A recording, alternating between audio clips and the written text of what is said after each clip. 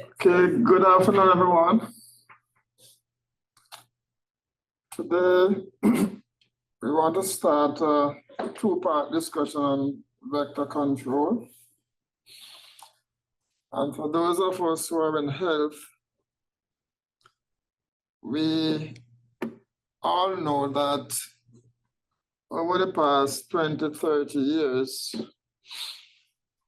our greatest challenge in terms of infectious diseases, apart from COVID-19, has been the occurrence of several vector-borne diseases.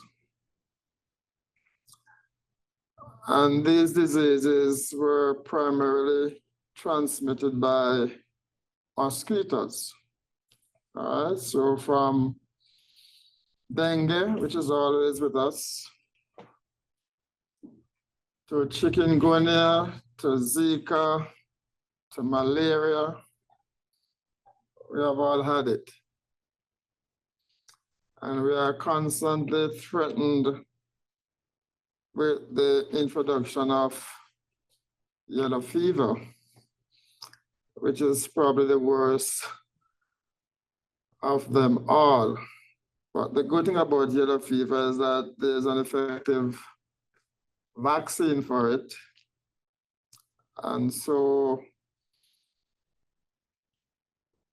persons from Jamaica who are traveling to a country where yellow fever is endemic are advised to be vaccinated at least 10 days before travel, as the vaccine takes approximately 10 days to be fully effective.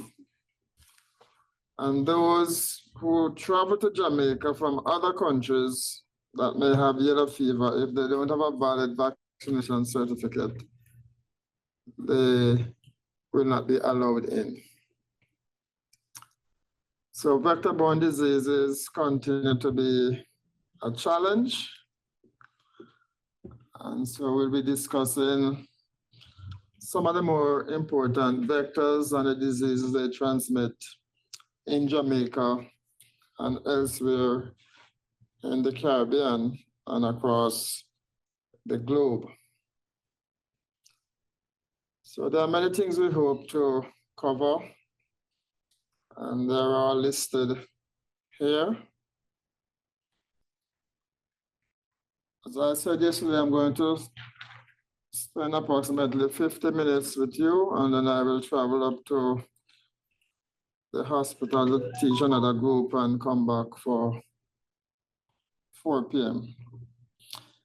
So in terms of the global overview, the World Health Organization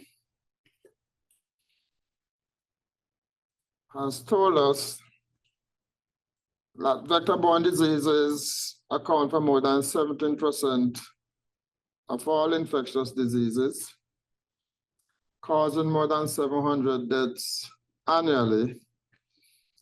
And most of those 700,000 deaths are from malaria, and over 90% of malaria deaths occur in Southern Africa, and especially involving children less than 5 years old. So the vector-borne diseases are caused by parasites, some are caused by bacteria, some are caused by viruses. In the case of malaria, the infection is transmitted by the Anopheline mosquito, specifically Anopheline albimanus, but in Africa, there are other Anopheline species that spread malaria there. So each year, we have millions of cases, resulting in over 600,000 deaths, which is almost all the deaths from vector-borne diseases. And as I said before, most of these deaths occur in children under 5 years. Dengue, which is endemic to Jamaica and the Caribbean, is the most prevalent viral infection transmitted by the Aedes mosquito. So here in Jamaica, it's spread by Aedes aegypti, but there are other Aedes species like Albopictus, which can transmit the disease. So we have far more cases of dengue than any other vector-borne disease. But most cases of dengue are mild and do not result in death. But it is said in the literature that roughly 1 in every 4 persons who get dengue will get severe dengue. And it is severe dengue which causes most of the dengue deaths. So there are other viral diseases transmitted by vectors. So I mentioned chikungunya, Zika, yellow fever, West Nile, Japanese encephalitis. All of them are transmitted by mosquitoes. And then we have disease transmitted by ticks and other vectors. One important point to note is that many, if not most, of the vector-borne diseases are preventable through measures and community mobilization. So it's difficult to solve a vector-borne problem if the community is not mobilized to play their part. And one of the things I observe in this country, especially the last 20 years or so, is that community mobilization is like on the back burner. So instead of mobilizing the communities to take action against mosquitoes, for example, we pay people to walk in communities and search for mosquito breeding places, right? When in fact, the people in the community are in the best position to do that. So I don't know. If we talk primary health care, we must practice primary health care. All right, so this is just a overview of vector-borne diseases that those caused by mosquitoes, the disease they cause, Aedes, Anopheles, Culex, and the type of pathogen involved. Most mosquito-borne diseases are caused by viruses and parasites. All right. So we'll talk more about dengue and probably yellow fever. Talk a little more about malaria later on. But note that there are some important diseases spread by Culex, West Nile, for example, which is in the United States, lymphatic filariasis, which is in South America. And these diseases could get here. There are other vectors. So aquatic snails spread schistosomiasis, black flies spread river blindness, fleas spread plague, and these fleas live on rats. Lice spread typhus, and flies spread leishmaniasis and sandfly fever. Ticks spread Lyme disease, relapsing fever, and others. And the list goes on. Triatom bugs spread Chagas disease. So within the Caribbean, within South America, there are many, many vector-borne diseases. Some of them are not currently in Jamaica, but they could get here.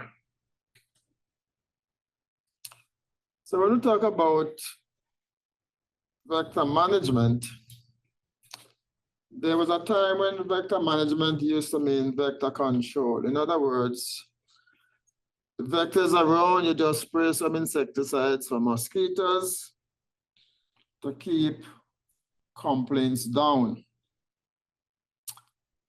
And the triggers are often some calendar date or citizens' complaints.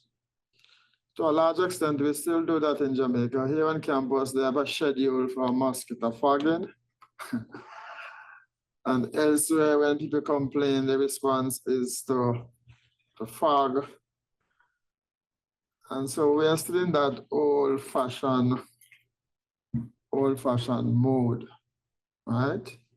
Fogging is important as an emergency measure. Let us say you have an epidemic and you really want quick knockdown of the vector, you do fogging. But fogging is not a good way to maintain a vector control program, because some of the vectors become resistant to the particular insecticide. And I don't think fogging, when it is done, does a good job of killing mosquitoes, especially those resting inside homes and other buildings. Because for fogging to be effective, you need to open your windows and your door and allow this foul smelling thing to come inside. So I'm not a big fan of fogging, but it's spectacular and the people see that something is being done. As to how effective it is, I really don't think so, because while they're killing some adults, there are millions of eggs that will hatch the next day, and within 10 days, you're back to square one, but it is done, all right? So the fogging doesn't work on the larvae? No, just the adult, just the adult, right? So this approach created many problems. So unknown vector populations weren't being monitored or identified. Increase in insecticide resistance, excessive use of insecticides and associated problems. And the main thing is that it's really a reactive response to outbreaks. So there's an outbreak, you fog and fog and fog and fog. All right.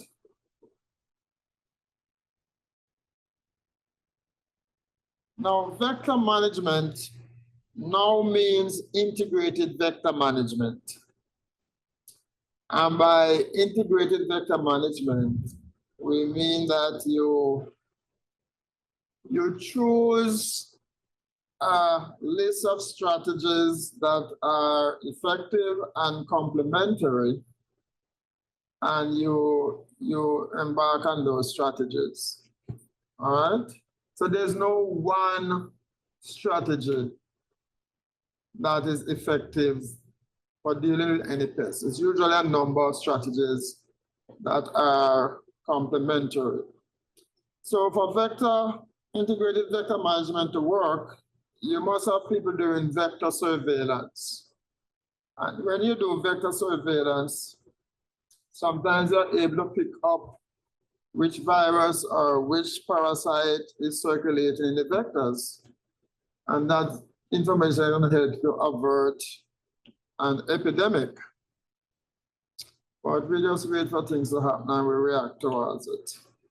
Community mobilization and activation is very, very important, because in many cases, the vectors are breeding right there in people's homes, on their property, right? And then we need to do vector control, which is those methods that are important to get rid of the vectors. So again, we need heavy emphasis on vector pathogen surveillance, community mobilization, and the control components. Adulticides should be used only in emergencies or as a last resort. Best way to do the vectors is to attack them So it can, at the egg stage, right? Because usually they produce a lot of eggs. So when you kill the adults, while that is good, there are many eggs that will subsequently hatch. Huh?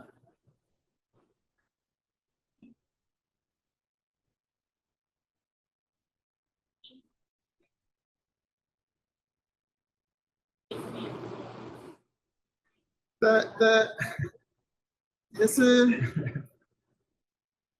they do some integrated approach on the field, but to be honest, a lot of the vector work that is done is not being driven by the chief or the parish so much. It's driven by politicians, right? I'm gonna have to accept that.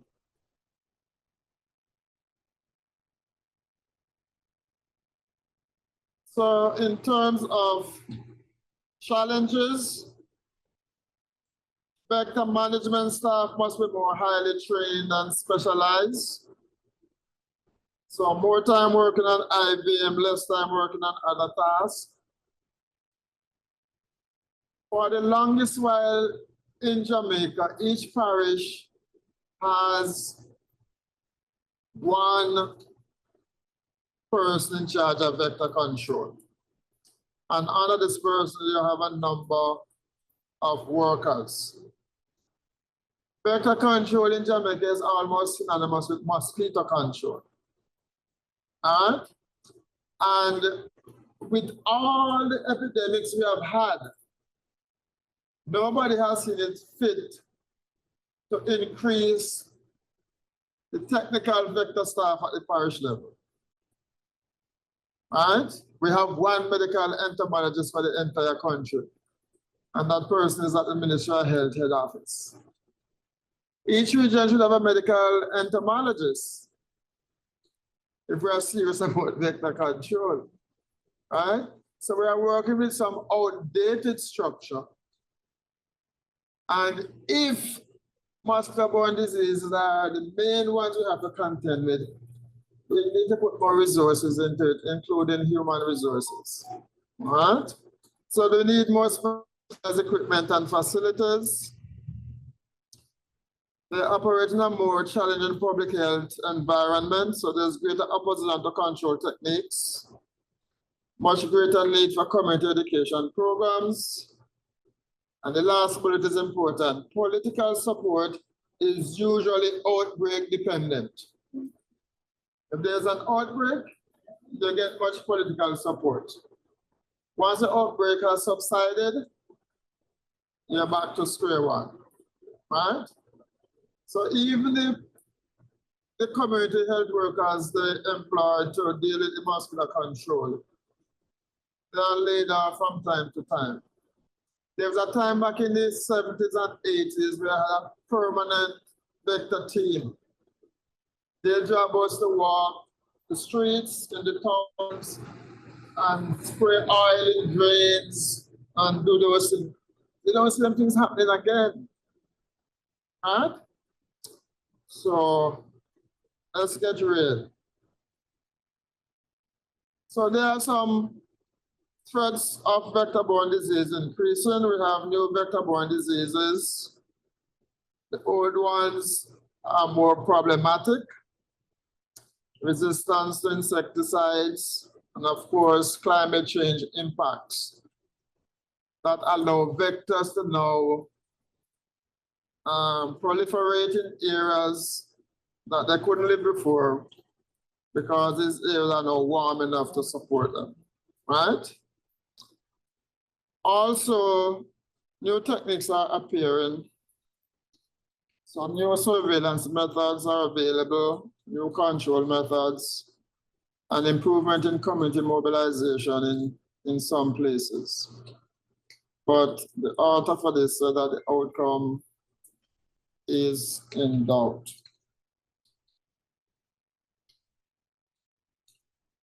So what is a vector? What are vectors? A vector is usually an arthropod or some other agent of transmission which transfers an infectious agent from an infected to a susceptible host or other agent of transmission. So while most vectors are insects, it doesn't mean that all are, all right? And we can look at vectors in terms of those that bite. So for example, the mosquitoes referred to as the flying syringe. Ever hear that term before?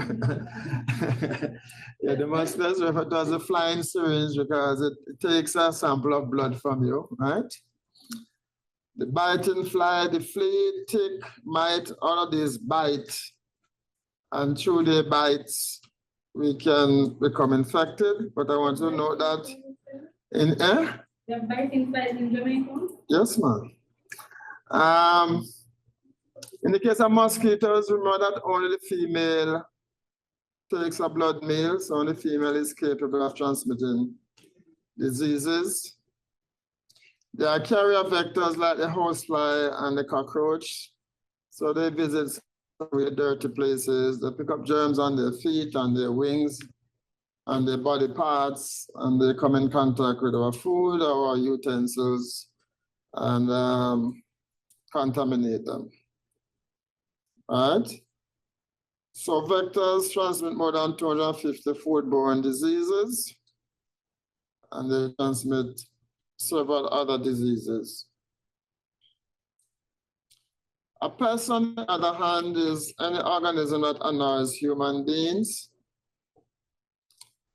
an organism that competes with man for food and space, an organism that causes or spread diseases to human beings and or their animals, and an organism that results in economic loss. So every vector is a pest, but not every pest is a vector. All right, remember that. Every vector is a pest, but not every pest. And the most notable pest that is not a vector is the bed bug. All right, I still wonder how come the bed bug doesn't transmit. It takes so much blood from people, but it doesn't transmit. All right?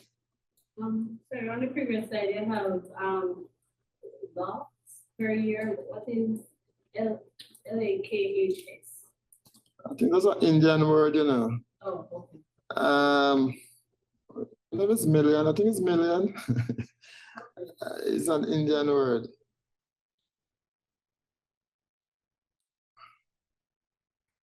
So we'll be looking at all of these vectors: stroke pests, cockroaches, houseflies, sandflies, mosquitoes, fleas, bed bugs, sucking lice, and then on the vertebrate side, mammalian vectors, we're going to look at rats and mice in some detail. I will mention birds, but focus on rats and mice. So in terms of how arthropods transmit disease, they do so in two ways, either mechanically or biologically. In terms of mechanical transmission, the arthropod or the vector is simply a vehicle which transport the parasite. So the parasite neither change nor multiply significantly on or within the vector. It's like the parasite hitches a ride on the vector. So wherever the vector goes, that's where the parasite goes. So houseflies and cockroaches are vectors of typhoid fever because they can carry the typhoid bacilli on the feet and body hairs. The dysentery bacilli can pass through the alimentary canal in the feces. So in some cases, the vectors, the parasites are carried externally, and in other cases, they may be carried internally in the alimentary canal, as in the case of dysentery. In the case of biological transmission, the parasite multiplies or undergoes some change in form or passes through part of its life cycle in the arthropod vector. And in that case, the vector serves as the essential host for the particular parasite. And there are three types of biological transmission. It may be propagative, it may be cyclodevelopmental, or it may be cyclopropagative. In the case of propagative, the parasite multiplies within the vector, but undergoes no change in form. These include the yellow fever virus. So the yellow fever virus in the Aedes mosquito will just multiply and multiply, but it undergoes no change in form. The same thing with fleas. The plague bacilli in the fleas will undergo multiplication, but no change in form. For cyclodevelopmental, parasites undergo change in form within the vector, but do not multiply. So in filariasis, the filarial parasite in the mosquito vector will undergo changes in form, but no multiplication within the vector. And in cyclopropagative, the parasite undergoes both change in form and multiply within the vector. A good example of this is the malaria parasite. Okay, when you say changing form, you mean go from larvae, egg to larvae to... Not in that way. Whatever form it is in, it becomes more mature, right? Develops, but no increase in number. All right.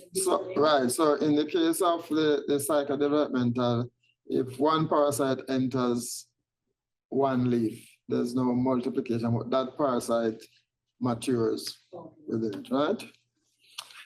In the case of malaria, you know, the malaria spends part of its life cycle in the mosquito, and it spends part of its life cycle in human being. So in human beings, there are two stages of malaria. There is the stage in the liver stage, and there's a stage in the blood. And we will talk about the erythrocytic cycle. We'll talk about that later. So just to summarize biological transmission, propagative, cyclopropagative, and cyclodevelopmental. So propagative, no cyclic change, only multiplication takes place. Cyclopropagative, you have cyclic change and multiplication occur. And cyclodevelopmental, only cyclic change, no multiplication. There are other less common types of transmission. So you can have transovarial plasma infection from females to egg, as occurs in ticks and mites, or transstadial plasma infection from larva and nymph to adults, as in rickettsia causing typhus by mice. But these are less common types. The two major types are mechanical, biological, and there are three forms of biological transmission. In terms of mechanism by which arthropod vectors transmit parasites, one way to do it is to contaminate skin and mucous membranes. So you end up with parasites in feces of vectors such as fleas and lice, parasites in body fluids, or parasites carried externally on body parts, as in the housefly, right? They also do so in terms of the ability to become infected. So not all mosquitoes, for example, transmit diseases. right? Which is a good thing, right? So Anopheles species cause malaria, while Aedes and Culex and Anopheles spread Bancrofti and filariasis. So their ability to become infective is important in their ability to transmit parasites to other people, right? Also, ability to transmit the parasite to a susceptible host. So some species of Anopheles are better transmitter of malaria than others. Then you have willingness to bite man repeatedly. Don't know what they have against us. But Anopheles prefer human blood, so they are described as anthropophilic. The fact of the matter is mosquitoes are attracted to carbon dioxide, and that is why they tend to be around our heads, where there's much carbon dioxide. But carbon dioxide is heavier than air, so it tend to sink to ground level. So they are chiefly around our heads, around our ankles, around those parts, right? They are attracted to our body temperature and all that. Mosquitoes just find us attractive. We know that mosquitoes also bite other animals. I don't know if you remember when we had the malaria outbreak. The ministry decided to buy a donkey. Yeah, the ministry decided to buy a donkey so that they would trap the mosquitoes from the donkey, right? And they did buy the donkey, but after they bought the donkey, they realized that they didn't have anybody to take care of the donkey, right? So the donkey had to be sold. Look how much farm was in there. Survival rate is a very important point. Arthropods that transmit diseases biologically must live long enough to become infective. In other words, they must survive the extrinsic incubation period. And what do I mean by that? When we talk about vector biology and their ability to transmit, we refer to it as you can have intrinsic and extrinsic incubation period. So the life cycle that takes place in man is the intrinsic, or what we just call incubation period, right? Whereas the cycle that takes place in the mosquito is the extrinsic incubation period, meaning once the mosquito picks up a parasite, it cannot instantaneously transmit that parasite. That parasite has to undergo development within the mosquito until the mosquito is infective. So when the mosquito picks up a parasite, it becomes infected. Right. And when it can pass on that infection, it is infective. So the extrinsic incubation period is from being infected to being infective. So what we are saying is that for the parasite to for the vector to transmit, it must outlive the extrinsic incubation period and become infective. You understand me? Many vectors pick up parasites and die within a day or two. So within a day or two before they die, they couldn't transmit because the parasite was not yet developed. All right? And the last thing here is domesticity. I mean, the close association of an arthropod vector with man contributes to its efficiency. So Aedes aegypti is described as peridomesticated, right? And most Aedes aegypti mostly breed in and around our homes and our offices, all right? Mosquitoes have a flight range of approximately 1 kilometer, 1 mile, all right? But because mosquitoes are so close to us, if they are infected and become infected, then it's much easier for them to pass on diseases to us. And that is why we need to mobilize communities. Because many times people are complaining about mosquitoes. The mosquitoes are there breeding in their drums and other containers on their premises. Now, who is best able to deal with that matter? Is it the person? It can't be someone from outside. Right? So people will see mosquito larvae in the drum and leave them because the water is precious to them. They're not concerned about the larva. A lot of them don't see the connection between the larva and the mosquito that come bite them. Right? And that is why we need to educate and mobilize communities. Because the fight against mosquitoes especially cannot be successful if the people in the communities do not participate. The people in the communities can do far more than the Ministry of Health can do. Because the message is prevent mosquito breeding.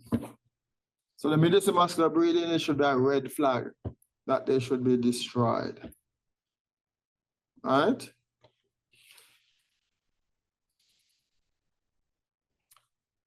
Through our lecture on climate change, we know that certainly elevated temperatures can contribute to proliferation of vectors. And that's why most of the vectors, they live in the tropical regions, right?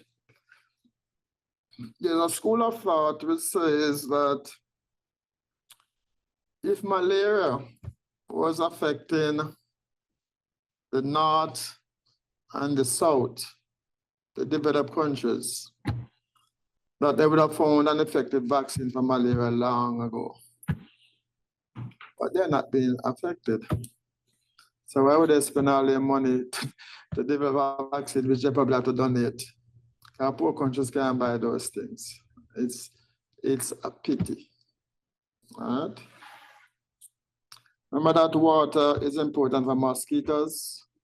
Most of the life cycle of the mosquito is spent in water. All right?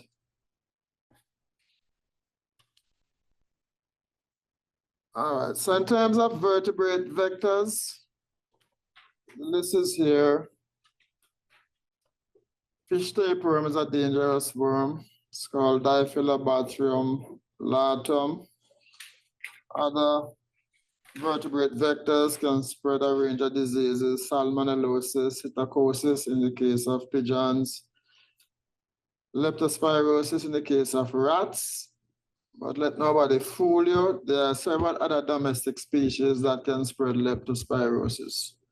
Cat can spread leptospirosis, dogs, cats. So it's not every time there is an outbreak of leptospirosis, it is necessarily due to rats. But I guess if you're a rat, anything go wrong, you get the blame, right? There are many other species that can spread leptospirosis. Rabies, we don't have rabies here, and we should be happy that we don't have rabies here, because it's one of those diseases that will kill quickly. Right? Dogs and foxes and bats and all of that. If we don't have it here, why people always concerned when they get a dog bite, they're saying, oh, let me get rabies. Well, the fact that they try to deal with the wound because you can never tell. A bite may be the first case. Because people smuggle into Jamaica everything. I think it's only monkeys that smuggling. They're smuggling dogs and cats and birds and flowers and meat. Everything people smuggle into Jamaica. Yeah. Right? Rabies Not also has. realizing that those things could be a source of infection. I think they're smart and they beat customs. Well, I'm a beat customs, and okay, something on beat customs. Yep, sir. That's why they get. Then we also have like Right. an ocelot here recently. A what? An ocelot is a type of, I want to say, Like I think along like the cat family, where it is, I think they thought it was like some kind of, what was it? It Like was a in kind of the, it was in mountain the lion or news. It was in the news. Yeah, the ocelot. Yeah, we had an ocelot out here and they never found it. Yeah, listen, people have all kind of pets. And you probably won't understand this thing. People are closely tied to their pets. I used to work at the airport in Mobile. And at the time they had banned Air Peru from going to the United States because of drugs. Right? So people traveling from Peru to US would come to Jamaica to get a flight. Right? And one day I was there and noticed a man came up a flight with a dog around his neck. Yeah? He wasn't even hiding the dog. You can't just walk into the country with a dog. So I spoke to him. Man said we have laws here for Jamaicans and not for Americans. He was he was traveling from the US to Peru via Jamaica. So I said, okay, sir. So I called customs. And I took the dog from him and the dog was put to sleep. You can't just walk in the country with one dog. Although even if they're, you know, them always say they're medical dog. No. If you want to import a dog, the dog must come with documentation to the quarantine station and remain in quarantine until it is released. We can't just walk, but come up here and the dog and say, and then so feisty, right? Anyway, I was sorry for the dog, but I was less sorry for the man. Because the man don't have no manners, right? You can't just walk in the country with a dog and feisty. Even if it wasn't feisty, they would take the dog from him still, but that make it even more likely. All right? On the news, they're saying that Adidas brand is making name brand things for pets. Yes, ma'am. Yes, ma'am. Well, they take it very seriously. All right, so as I said, I wish I could be in two places at the same time. I have to run up to the medical lecture theater, do a 1 hour lecture and come back down. I'll be back by 4. Okay. All right, so I'll be back shortly.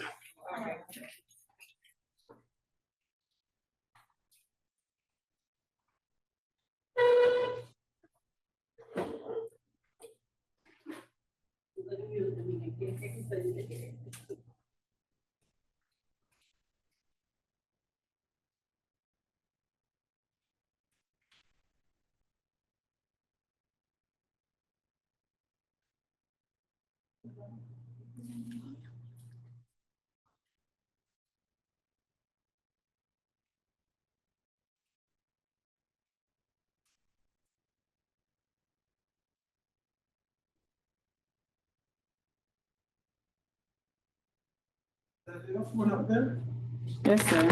Ah, I'm trying to look out to anything I you. put on my list. That's why I don't want the money.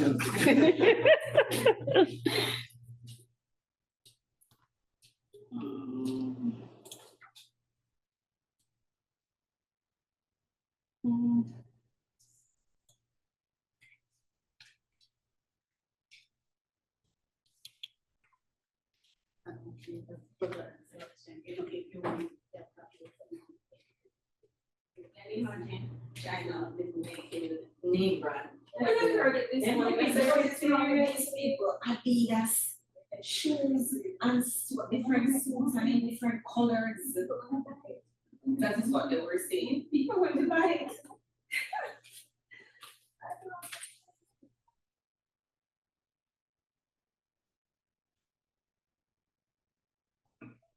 Oh, also, as a heads up, rabies also has like a near 100% mortality rate. So we don't really have it, but we don't really have anything to treat it if it does come out here either. No. You never teach the wrong thing in school. Certain things they do teach the wrong thing for you. I want Jamaican teachers the wrong thing. I did it.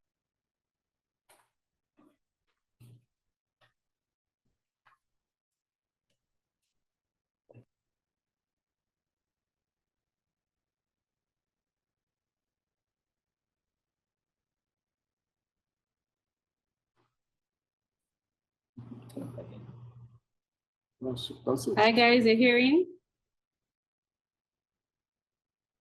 Hello? Yes, we are.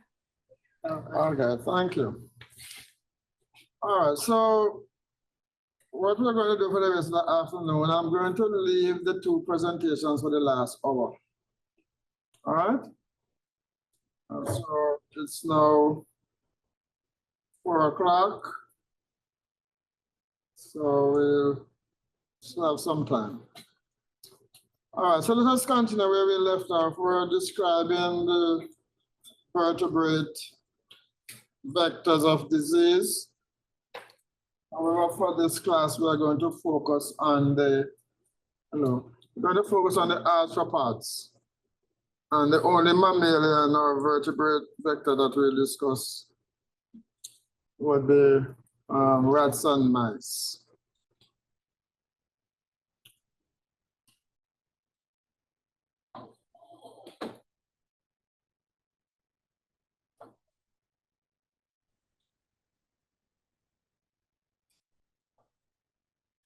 All right, so the concept of a host. In vector biology and ecology, the term host is commonly used. So it's any living animal or plant affording subsistence and often lodging to a parasite. And there are two types of host. One is the primary or the definitive host, and the other is the secondary or the intermediate host. Now, the primary host is an animal in which a parasite attains maturity or carries out its sexual cycle. That's a primary or definitive host. And a secondary or intermediate host is an animal in which the parasite is in the larval stage or carries out a sexual development. All right? So we're going to look at some examples to illustrate this concept. So we're looking at host relationships in two mosquito-borne diseases, malaria and filariasis. And in terms of the type of host, in malaria,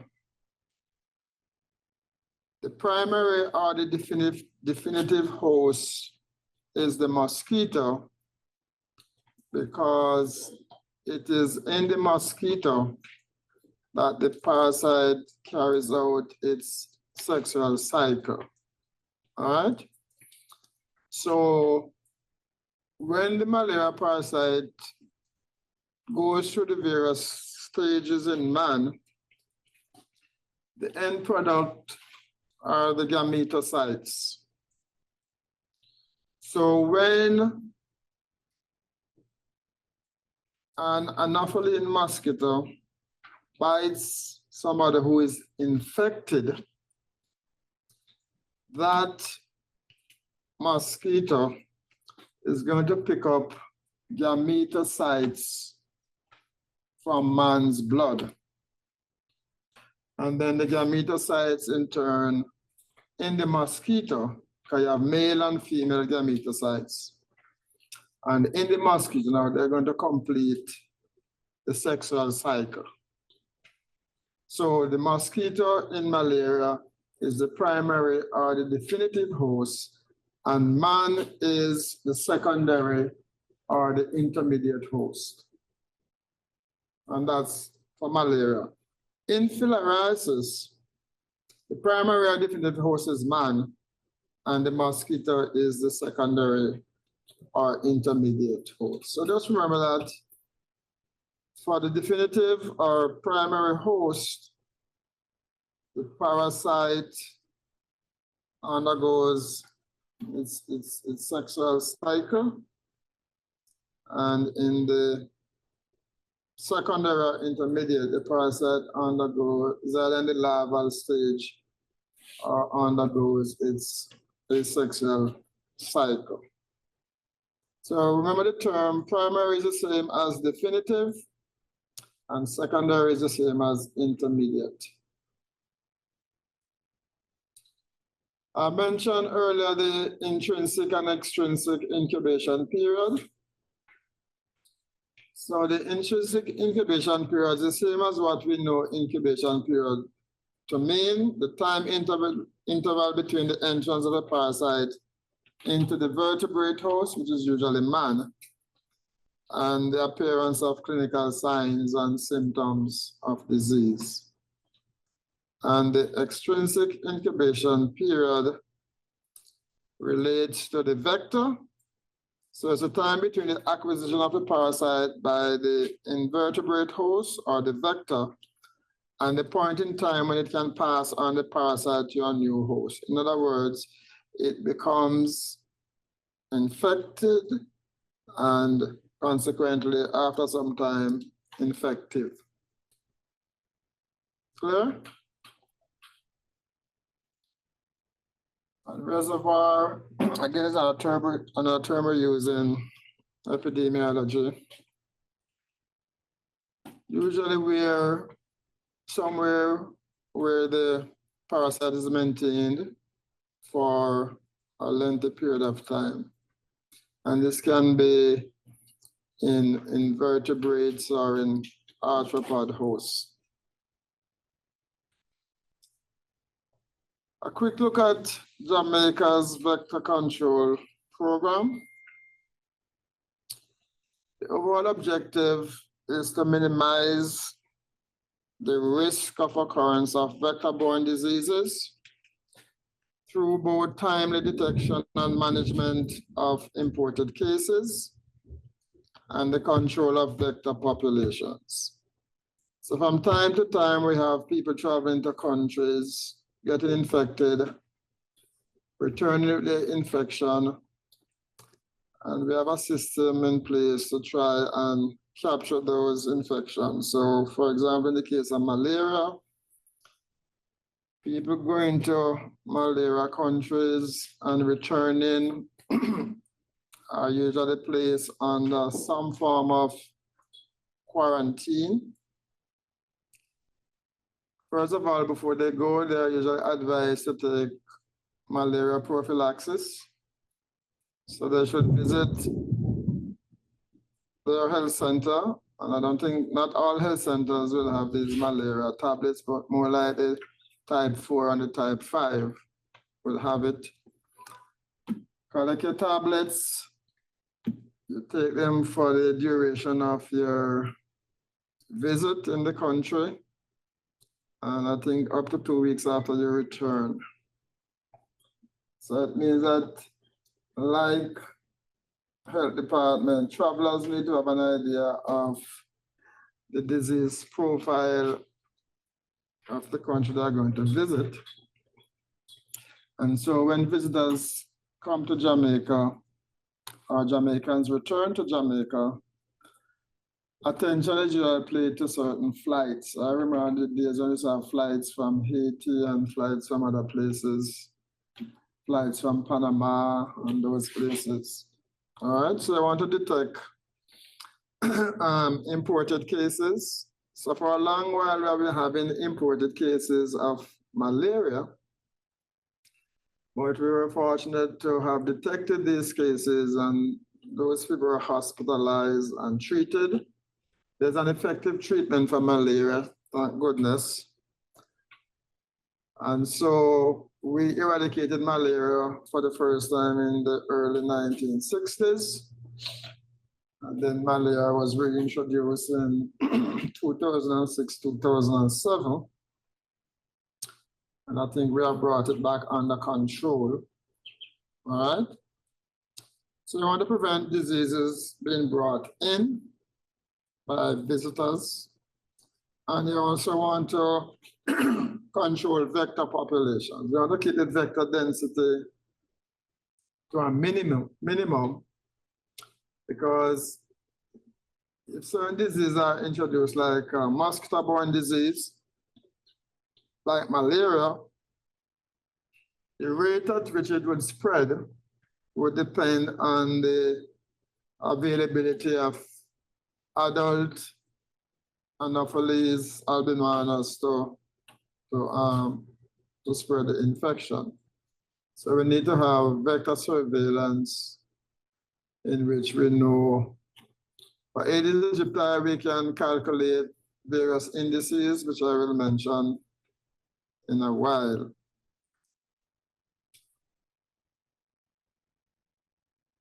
Let's talk a little about cockroaches. I mean, you know more than cockroaches than I do.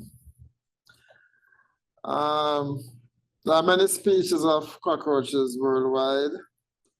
And here in the Caribbean, the two most dominant domestic species are the American cockroach, which is Periplaneta americana, and the German cockroach, which is Blatella germanica, or the teenager.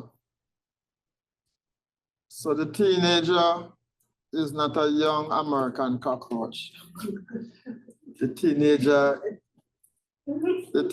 is an adult, belong to a different species. All right? And there's another big one we call a drummer roach. Oh my God.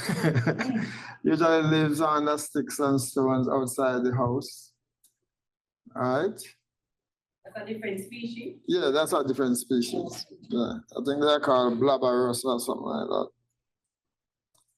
So that's the American cockroach. What a beautiful creature. This cockroach can fly if it needs to fly, right? And they lay egg cases, and there's a gluey material that will fix the egg cases so inside of your cupboards and those places. So every now and again, you need to check those places for cockroach egg casing. In each egg casing, there are several eggs, right? So just some information about the American cockroach. What you need to remember is that they are prolific breeders. I'm not requiring you to remember that they lay eggs are laid in capsule, 14 to 16 eggs each. No. What you need to remember is that they are prolific breeders. They go through 3 developmental stages. The female lives longer than the male, and so on and so forth, right? And they go through incomplete metamorphosis. So the egg is laid, and then there are several nymphal stages until the adult emerges. That's the egg cases. Ever seen these anywhere? Yes, unfortunately. And signs of infestation, well, you see the cockroaches, but they also leave behind droppings, and they leave behind the egg capsule, and there's usually some sickly odor emanating from areas where they live. Sir, how would you describe the odor? The odor is cockroaches. What? That's the one that said trigger people asthma. No, the cockroaches secrete an allergen that trigger asthma, especially in children. And this allergen persists in the environment for some time. So long after you kill the cockroach, the allergen is still there. Right. How to describe the odor? Well, it's unpleasant. That's probably the best thing I can give. But if you get used to it, once you smell it, you know it's cockroach odor, right? You know it's cockroach odor. So we need to know that cockroaches don't eat a lot, and they were built to survive. So an adult cockroach can live 2 to 3 months without food, and about 1 month without water.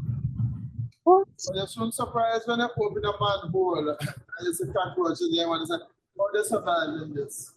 They can survive for long without food and water. Right? And this is German cockroach. You can see it's about to lay an egg case. You see that? Very often when I kill cockroaches, when the last thing I do before they die is lay something. Right? Again, it's much smaller than the American cockroach. This one prefers the kitchen and the bathroom. And they are bigger, they're more prolific in terms of breeding than the American cockroach. Yeah, they produce much more offspring than the American cockroach. Now, in terms of public health significance, so they produce odorous secretions which can affect the flavor of food. And they can transmit a number of pathogens mechanically. All right, and the skin contain allergens. Can you stop mashing up the thing?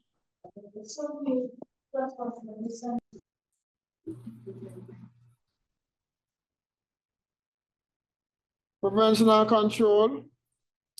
The key really is to eliminate or limit the availability of food, water, and shelter. So if they have a leaking tap inside, fix it. Don't leave food in the dishes overnight. Right? And don't put too many cupboards in the kitchen just for cockroaches to live in them. Right? You see a kitchen and boy, cupboards are top and cupboards are all over the place. And most of the cupboards are empty. They provide the ideal hiding place for cockroaches. So in that case, you have to be very scrupulous. And listen, no matter how you keep a place clean, cockroach will find an opportunity to come inside. That's what I was just going to say, sir. Like, no matter, I know someone, every week, religiously, she have a lot of cupboards still. Every week, religiously, she empty all the cupboards, clean, she put the springs in, and you always see cockroach, and she religiously do it every week. But probably she's not talking about the cockroach egg casings that are hidden inside the cupboard. So those are going to hatch after she kills the adults. So maybe you probably need to advise her to look good. Yeah. Yes. They are resistant to the chemical that is being used. Yeah. So you see, people rely too much on chemicals to kill pests rather than simple sanitation and keeping the place clean. You understand me? And you find the amount of pesticides you see on the market now, aerosols, all kind of stuff, right? And the thing you need to note is that some of these aerosol things to kill cockroaches, they are making some of them smell like deodorants nowadays. And so people will spray these things where the food is or where the child is because it smells sweet. It is not the active ingredient that causes the smell. You understand me? So if the child inhales the sweet smelling thing, it can be harmful. Some of them are odorless. Right, some of them are odorless. So the marketers will find every way to sell their product. Consumers have to just wise up. All right.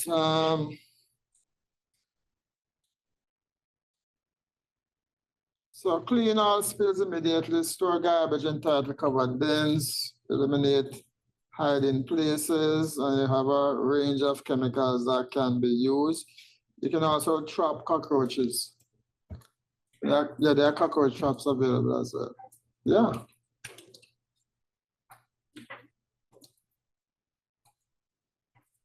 All right, let's turn to the housefly. Again, a beautiful creature. Musca domestica. Well, unlike the cockroach, the housefly goes through complete metamorphosis, egg, larva, pupa, adult. 7 to 10 days to complete its life cycle under optimal conditions. And of course, there are also prolific breeders, 10 to 12 generations in just one summer. So this is the life cycle. So you start with the egg being laid, and then the larva. A lot of us call the larva worm. It's not a worm. A larva is not a worm, right? Okay, and then the pupa, and then the adult emerges. So these are the eggs. A lot of them, they're laid single, but they can pile up in masses, and a lot of eggs, right? And then they hatch into larvae. You know, larvae have certain use in medicine. People with chronic ulcers, they use the larvae to eat away most of that dead flesh there and clean it up. All right. Some people eat larvae, you know. Imagine they are nutritious too, right? Eh? At Jamaica, okay. And then you have the pupae, and then you have the adult. The pupae looks like the cockroach egg cases. Yeah. So the housefly doesn't live for very long. They are inactive during the night, right? And all of that. But the main thing is that they are mechanical carriers. So in terms of public health, mechanical carriers of typhoid, dysentery, possibly cholera, and they can transmit over 100 pathogens. Remember that they transmit pathogens mechanically, right? And not biologically. Prevention and control, environmental sanitation is the key. If you have to see a lot of flies anywhere, there's a breeding ground nearby. All right. You can do physical control, you can trap the flies, or you can use an air current to repel them. As they extract the fun? No. Let us say you have a restaurant, for example, and you have a doorway. You could place a device that generates an air current. So every time the door is open, the current is generated and it would blow them out. So they can't go, even though the door is open, they can't enter because the air current is blowing them away from the door. Right? Yeah, that is one of the best things to use. I hate to see people with those strips hanging from the roof and a lot of dead flies on it. It don't look good, especially in an eating place. Biological control, you know that the chicken still love the fly larva. Most times they must scratch the ground, is fly larva they're looking for, you know. Because when the fly lays and the egg hatch, they burrow into the earth. They like darkness. You understand me? So if, for example, let's just you buy a piece of meat, pork, beef, whatever, and fly lays egg on it. If you don't look careful, sometimes you don't see the maggots because they are hidden in some deep areas. All right? And there's a range of chemical controls. But environmental sanitation is the cheapest and is the best. Mosquitoes, wow. We are told that we have 66 species here. And the more important ones are the Anopheles albimanus, which is the vector of malaria, the Aedes aegypti, which is the vector for yellow fever, dengue, Zika, chikungunya, and others. Aedes taeniorhynchus is a serious biting pest, Culex crinquefasciatus. But this is the one you find in Portmore after dark. That will bite you to death. So they're an aggressive evening and night biting pest. All right. So again, every mosquito spends most of its life cycle in water. So egg, larva, pupa, and then the adult emerges. There are some things you want to note in terms of the egg stage. Anopheles, the single eggs are laid with floats. So the floats help to keep them on the surface of the water. Aedes, single eggs on a dry surface, just above the water level. And then Culex is like a floating egg raft, many eggs together on a kind of raft, right? This is something you would want to remember. The larval stages. The Anopheles doesn't have an air tube, so it lies parallel to the water surface to be able to breathe. Whereas the Aedes and the Culex, they have a air tube. So they usually lay with the air tube near to the surface where they can breathe and the rest of their body submerged in the water. So if you get a container with larva in it, maybe you will not be able to tell the difference between Aedes and Culex because they assume roughly the same shape. But once Anopheles are there, you would know them because they lie parallel to the water surface, unlike these that lie at an angle to the water. All right? So you have some homework to do. If you see any mosquito breeding around your house, look at larva and tell which species. You need to look in the fountain, they're breeding the fountain right now. Oh, there? Okay, the outside one right there, same man. See? But because it's always on the job, you know. Right? She's always on the job. Yeah. What is that? And it's raining a lot, so you just they have water. The people stage, there's not much difference unless you're entomologist. You know? And then the adult, what I want to note about the adult is their resting positions. So, you see, the Anopheles lies at an angle to the surface, whereas the Aedes and Culex horizontal to the surface. So they must say, this is cock up on the wall, you know, say Anopheles that. Right? All right, good. They can use the color to this, you know, some of them have some white and. Well, the Aedes, they have these white markings on its different parts, but sometimes hard to tell which is which. Because mosquitoes, them colorful enough, and then some of them big.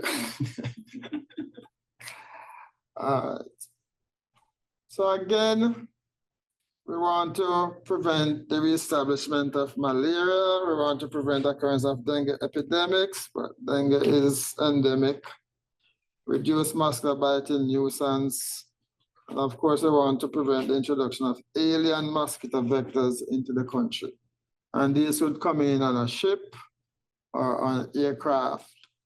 All right, that's why specific quarantine measures are applied to both ships and aircraft landing here. There's a requirement for residual spraying. And if the aircraft was not residually sprayed, the port health and quarantine officer can prevent people from coming off while they disinfect the aircraft. All right, there are approved insecticides for aircraft by the WHO. All right, so these are the range of mosquito-borne diseases. We won't be discussing all of them, but we have certainly felt the pain of many. Dengue, the worst disease ever come to Jamaica is chikungunya. We don't want to get yellow fever. We don't want to get West Nile virus here either. All right, we have had Zika and all of them.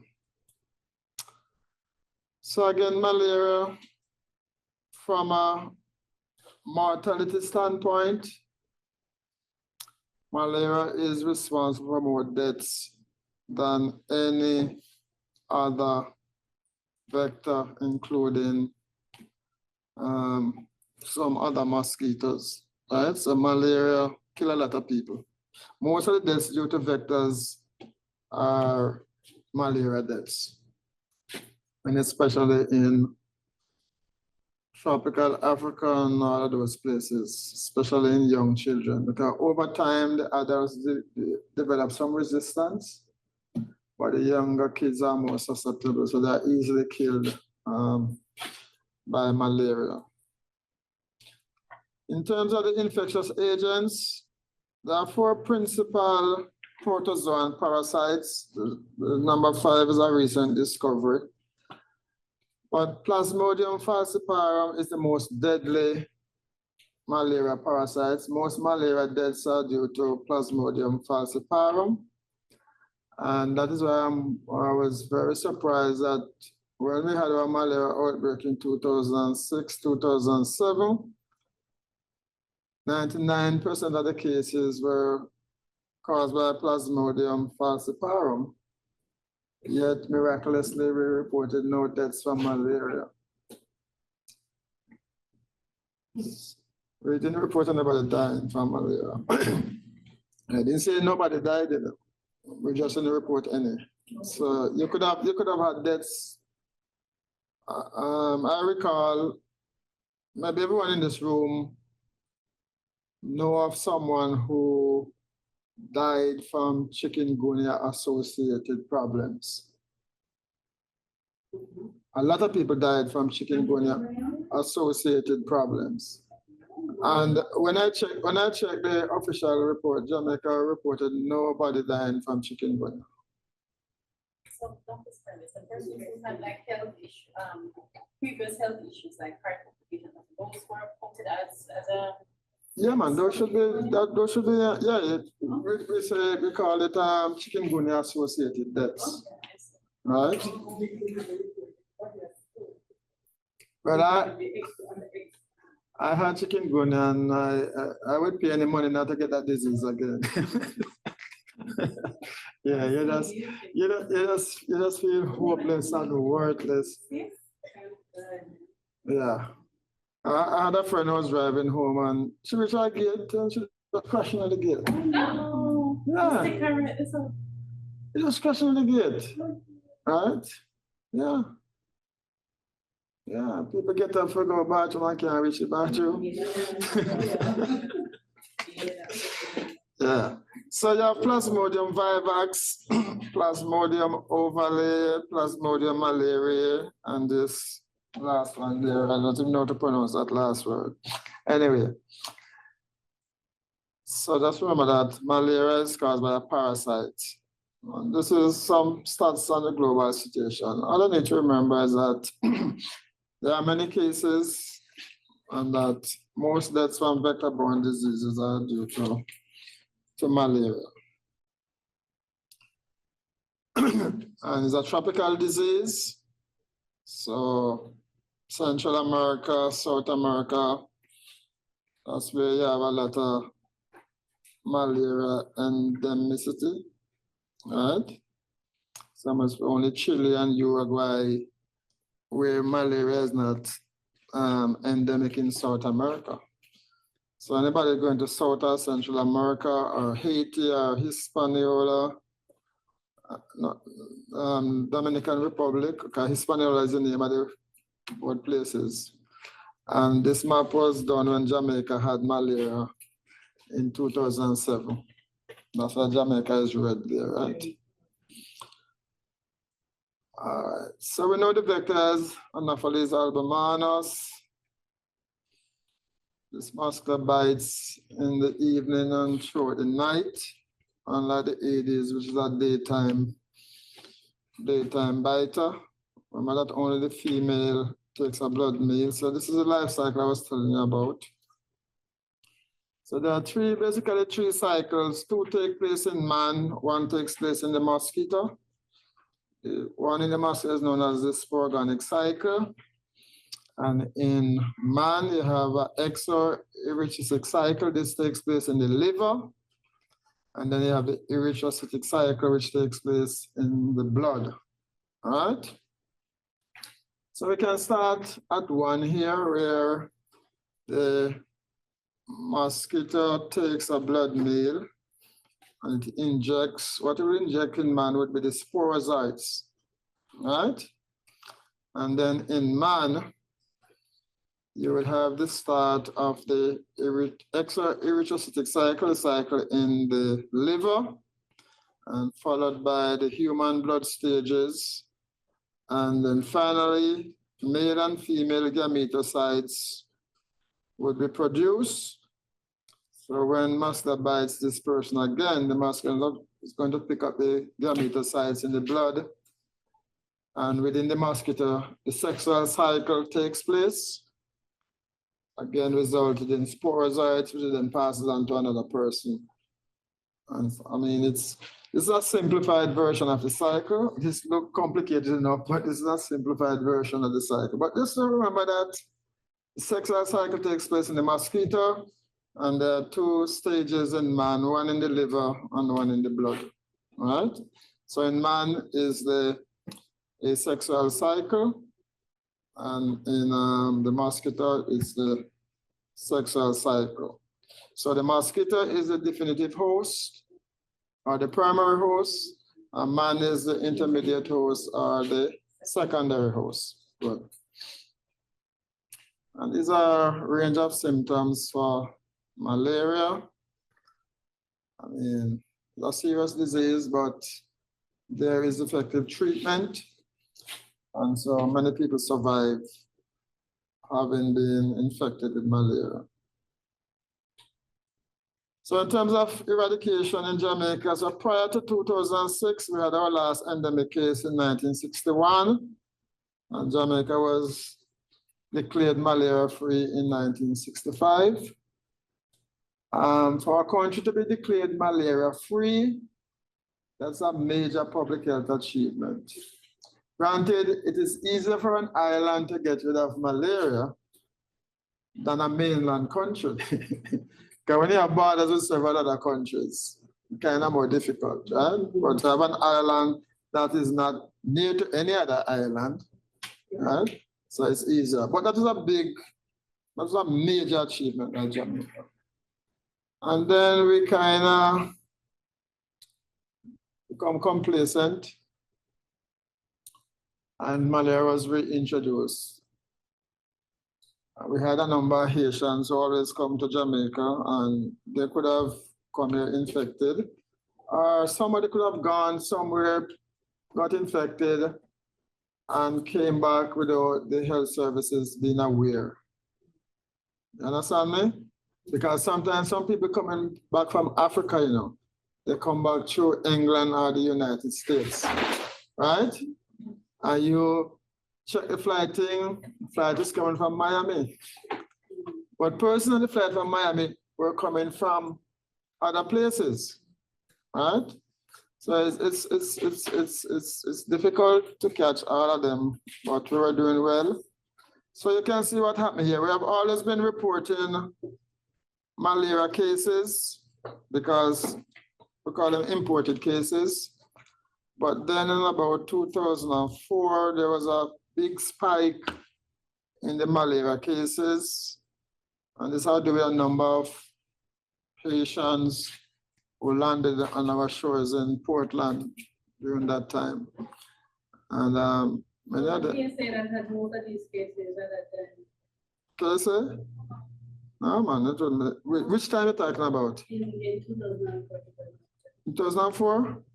No, man, when we had malaria reintroduced in 2006, most of the cases were in KSA, right?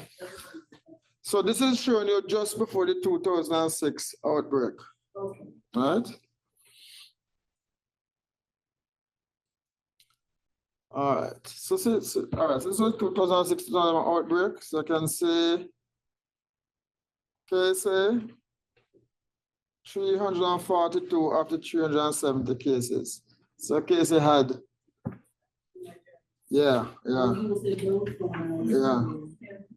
All right, so you can see that most of the cases were caused by Plasmodium falciparum. And then there are a few cases by Vivax and 3 imported cases of malaria. Again, up to 2009, you can see the number of cases, 2,686, but then the epidemic up to 2009, 398. All right.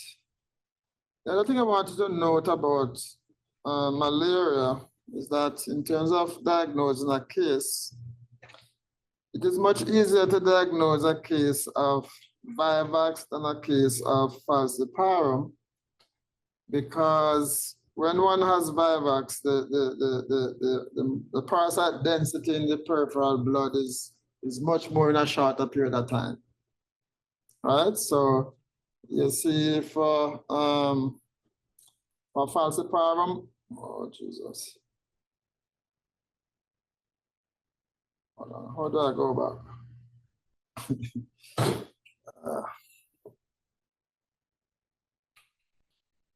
All right, okay, right. So you can see here for the first 10 days, there's hardly any parasite in the blood. You understand me? But look at Vivax. You see the amount in it? Right. So the point is that you have a longer window to intervene in the case of falciparum. But like Vivax just hit you suddenly, you can have a lot of cases. You understand me? So you diagnose a case of falciparum, you have more time to try and find other cases and deal with it, because people won't be coming as sick as fast as that one. So strategies for preventing malaria, of course, early diagnosis is important, hospitalization and treatment of cases, and people who are hospitalized should sleep on the bed nets to avoid mosquitoes being biting them and going infecting other people, right? Prompt application of vector control measures, measures for larvae, measures for adult.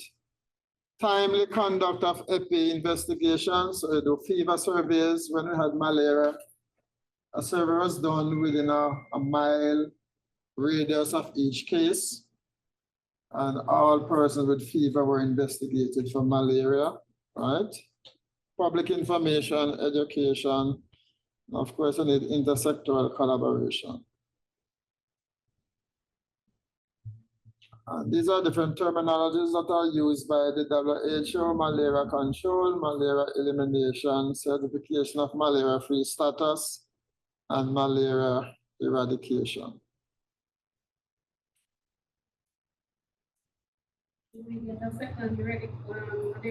Yeah, I think Jamaica has been declared malaria-free. I think so. I just need to check to confirm. Because usually that status is granted if you have, I think, a certain number of years after the epidemic with no new case, right? For dengue, so the most important mosquito-borne disease in the Caribbean is dengue, right? Far more people in the Caribbean suffer from dengue than from malaria. Malaria is endemic in Haiti, right? But the #1 vector disease in the Caribbean is dengue, right?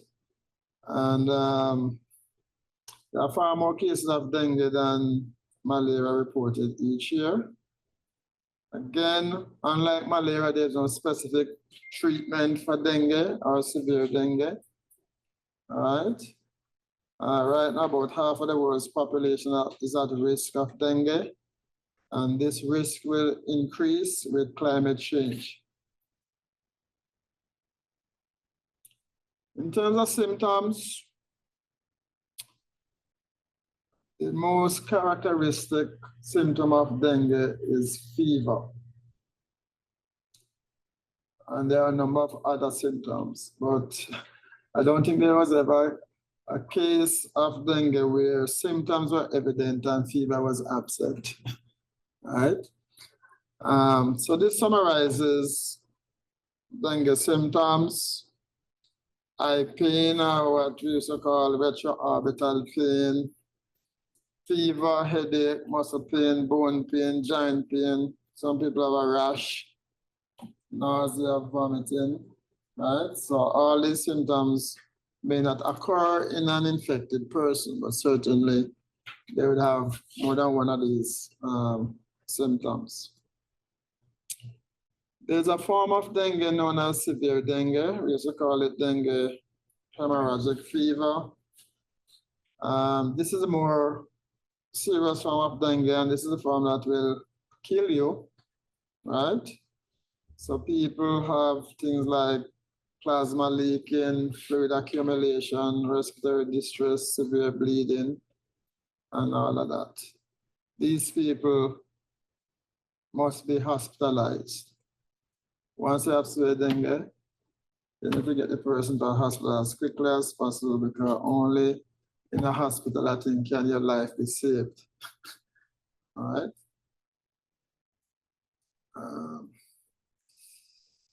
These are the warning signs for severe dengue.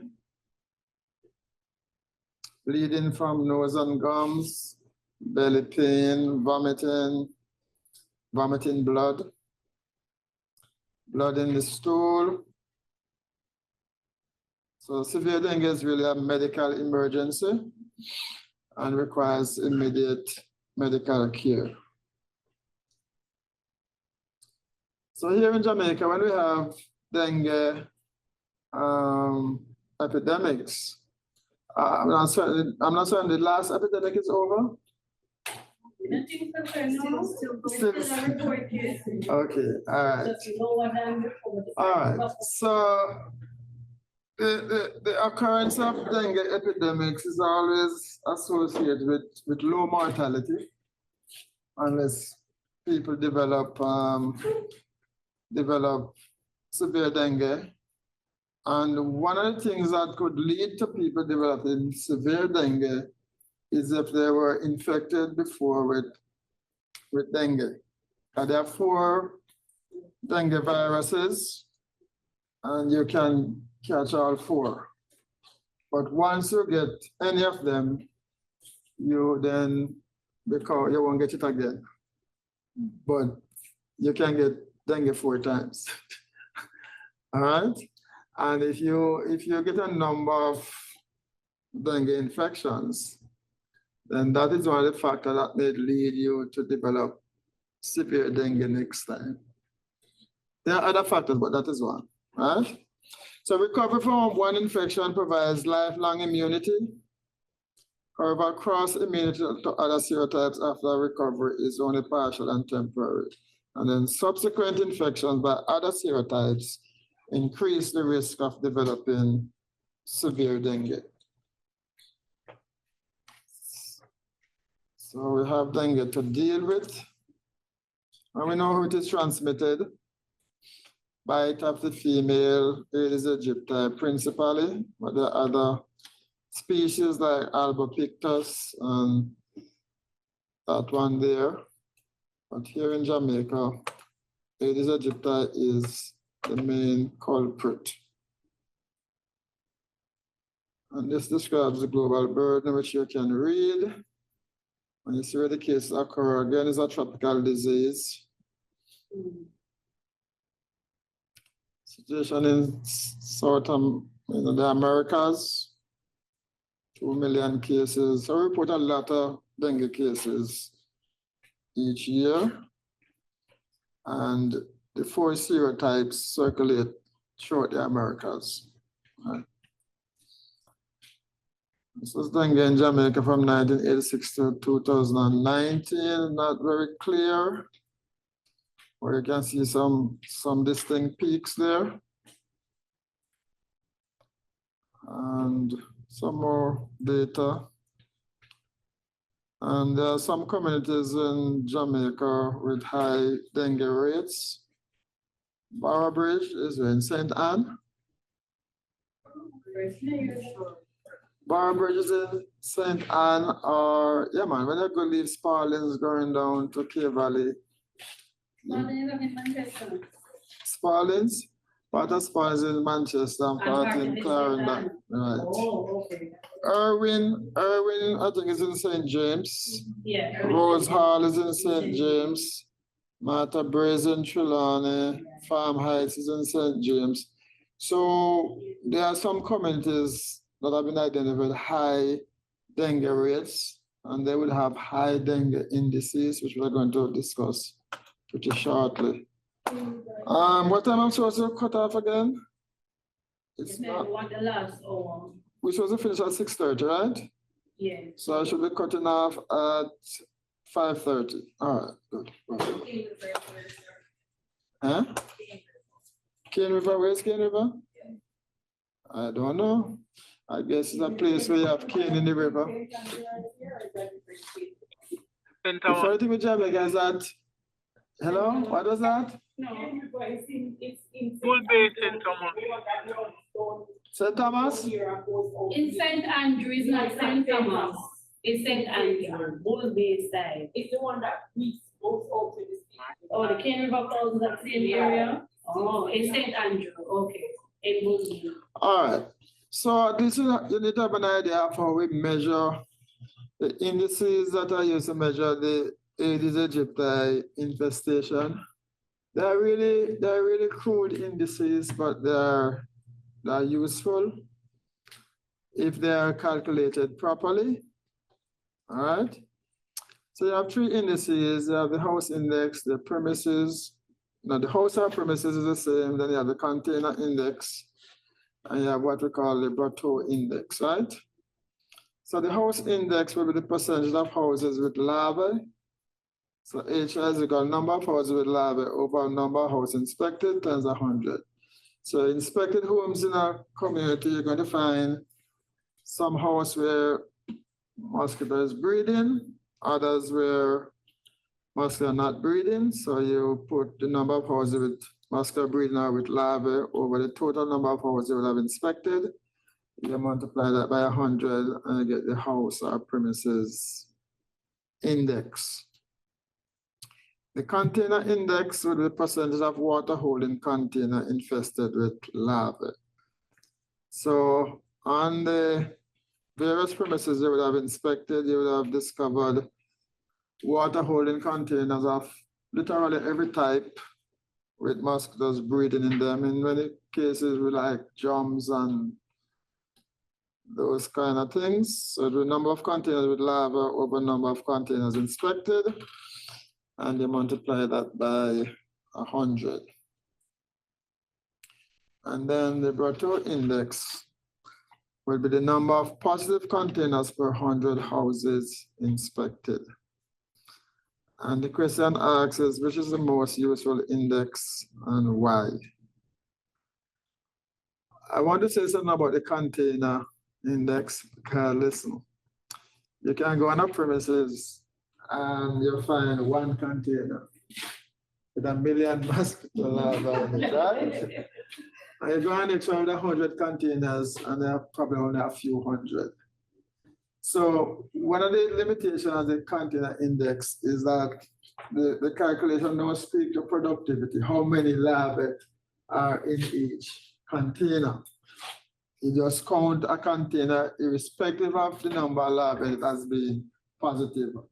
You understand me? So that is one limitation. All right. Now the most useful indices is the Brotteaux index. It establishes a relation between positive containers and houses. And to do the Brotteaux index, you don't need it does require a complete survey of all containers. All right. And the data you collect from that you can use to determine the house index, because the house index will be the number of houses where breeding is taking place over the total number of homes or houses inspected. So these indices are quite crude, but they're still useful. And so public health departments, they carry out mosquito surveys at regular intervals and calculate and report these indices. Yeah. Right? The problem I have sometimes when I hear the indices reported is that I don't know whether they're reporting house index or container index or Berthold index. All right? Because on a serious note, for you to establish any of these indices, you have to do a complete survey of the area, right? So it's hard to report the ADZ index for Jamaica as a country. Because of course, it would have to be a range because every place wouldn't have the same thing, right?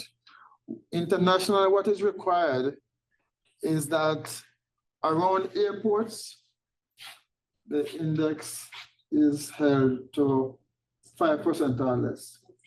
Zero now? Since when? It used to be less than 5%.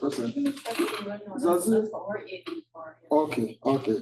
So I know, having worked on an airport in the past, that there is a setup within the airport inside OV traps. And those are the places where you expect the mosquito to go and lay eggs, and you retrieve the traps and you see if they did lay eggs. So it means that the more eggs you're going to find is you have an idea that there are a lot of mosquitoes around, right? And that has been done for years. We can also go out and trap mosquitoes. We can use light traps. What you do is that mosquitoes are attracted to carbon dioxide. You use dry ice, which is carbon dioxide, and you put it on top of the trap. Trap has a light, the light attracts the mosquitoes, and when they come, the dry ice is going to be melting slowly, releasing carbon dioxide, and that helps in attracting the mosquitoes, and they then fall dead in the trap. So next month you can count and see how many of each species you trap during the night. But you can set the trap in an area that is well lit. You want to set in an area where the light from the trap is probably the only light around. You understand? So we used to have a program involving MPH students and some US students, and we used to go out and set mosquito traps during the night and do all kind of fun things. That program has been discontinued. So we used to go out and look for rats and photograph rats and all that. And there are some big rats in New Kingston, they're really photogenic. Them obese are overweight. Oh my God. Because them get good fast food, them get, you know, Burger King and KFC. All right, I'm going to leave it to read through chikungunya. I don't even like to hear the word chikungunya. So you can read through these slides on chikungunya. It's pretty self-explanatory.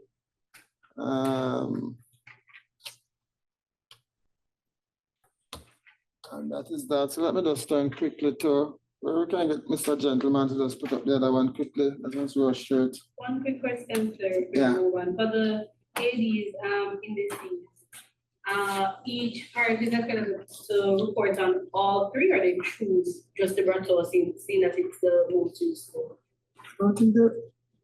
I don't think, well, they're supposed to report on all three, but usually the news carry one. But I'm never certain which one. So that's why I'm asking. Or they Yes. just keep it blanket ADs indices? Let us hear from our business person. Sure. So recently, the ministry has changed Could someone just from this source of production. So recently, the ministry has changed what it looks for. So we used to report on the ADs, but they asked us to report on the Berthold more recently. So most likely the news is reported on the Berthold index, right? Well, that's the best of the three. So yeah. So when they do this survey, they get an idea which communities have a bigger mosquito problem, so that they know where to concentrate efforts and prevention and control. Next one, Yeah, next. So I'm very weary about these indices that they report. What do you mean? No. Like, you know, when you're in meetings and they hear parishes say, oh, our indices are low, they're low, and they tell you a low one, it's low, and then, you know, another parish might be higher than, you know, the other. But then, if you go to that parish, they have a whole mosquito. Not call my name, they have a whole mosquito. Yeah, I don't know, but it's still in the. Please don't call my name. It's low, it's low. Well, It could not be, probably it could be, I know these are No, no. two legs. my concern, I'm telling my concern is if the general committee A, if you complete the survey of committee A before you do your calculations. Right? And when you do the survey, I assume that you capture all master breeding sites on the premises. You understand me? Or relying on the vector control workers to tell us this. Yeah, it's done by the vector control workers. But as I said, it's a code indication, very useful if it is done properly, but it's. When you think about manpower, when you think about the communities and the number of houses and so on, and the manpower, who actually walking through every. Well, I can see it. listen to me, you know, there was a time, certainly in the 70s and the 80s and probably part of the 90s where you know, Providence were working on geography with 10, 15, 20 communities. And they were required to visit every house in that. And when they visit every house, they check on mosquito breeding. That is not done routinely anymore. And so the people who are doing it now are less trained than public health inspectors. So I'm not sure. Yeah. Yes, so some parishes still do routinely, but not as many.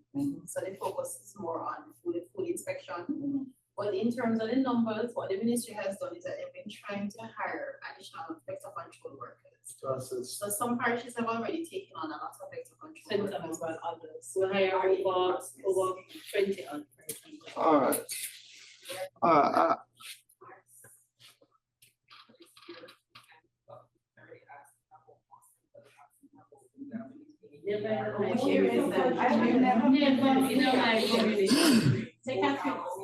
Well, I tell you what, let me tell you something. So, you know what I think they do? Doctor. Madam Doc, I'm sorry, sir. let me tell you what I think I know they do because they did it at my place. They come to a gate and identify themselves. And they collect name and how much people live in the house. And they ask me if I have a water storage tank, and I say yes. But I didn't come in to look at it. So when I go to certain places, they say, boy, this house man, I'm which can be very false. You know, they need to go inside. In my case, I didn't come in. Here's the post. And I know for others, and I didn't even identify myself as a public health Right, worker. I was wondering, No, sir, no, how you allowed them to do that? I didn't say a word to them. I answered the question they asked, and they left satisfied that there was no muscular breed. In fact, there was none, but they still need to come and have a look around. So maybe that is more common than we know. Let us, yeah. All right, so quickly, I'm just have half an hour to run through some things. And want to start out with the human lice, pediculosis. We still have lice in Jamaica. You know that, right? And there are 3 human species of lice. We have the head louse, which is Pediculus humanus capitis, the body louse, which is Pediculus humanus corporis, and then the pubic or the crab louse known as Thyros pubis, right? Of course, lice, they are ringless insects and they are flattened dorsoventrally from back to right. And they're pretty small creatures, but large enough for us to see them with the naked eyes. All right. Back in the day, Unlike now when you see somebody with a head clean shaven, you knew they had lice. Because that was the number one remedy for lice in boys. They cut off all the hair. Right? Well, nowadays, baldheads and hairstyles. You dare tell people that, oh, you have lice. No, you're not trouble. All right. So again, life cycle is egg nymph and adult. It's complete. Yeah. So mode of spread. They will contact usually infested person or stray hair containing nits. The eggs are called nits, right? And they're whitish. And you usually see them around the side of the head. All right. And mothers in those days would be very meticulous, and they would grab somebody who had lice and they would search diligently for them. And anyone who was found would be put between the thumb, and then you hear a popping sound like you're testing for hydrogen in the lab, right? So they use physical violence. They would get like a nice white towel and comb the hair onto the towel, and they would see what fall out on the towel. Right? Girls, now you couldn't cut off a girl's hair, so it probably took a little longer for girls to rid girls' hair of lice than boys. Boys would just cut off the hair. Eventually, head lice affect mainly school children. Easy to spread among them because them hug up and play and share, clap and all of that, right? What I want you to remember is that the body louse is the only louse that transmit diseases. The body one, right? So the head lice don't spread no disease, now the pubic. But the pubic and the head is considered a disease in itself. All right? So the body louse can spread epidemic typhus and relapsing fever. Signs of body lice infestation. The head lice commonly infest school children. We spoke about the nits. All right. Of course, the head lice are not usually found below the neck of infested persons. Can be found in the chest and armpits and all of that. So that's a head lice. Nice pair. I think that lady is acting. It doesn't mean that she couldn't get head lice, right? I've never seen somebody supposed with head lice and look so pleasant and all of that, right? All right, so this is a highly magnified diagram. Each thing you see looking like is a hair shaft, and that is the egg you have attached to the hair shaft, right? So it looks translucent, right? I mean, this is highly magnified. All right, so that's a life cycle. For the crab louse, it can occur in the beard and the eyebrows. How come? Not only the pubic area. Yeah, how come? What can go so? Yeah, it can be found in the beard and the eyebrows of people because of sexual practices, right? Yeah. Okay.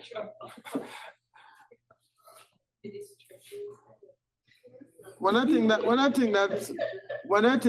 surprises me, well, not surprise is the right word, but you have people who may be infested with, say, crab louse, and they're quite comfortable with it.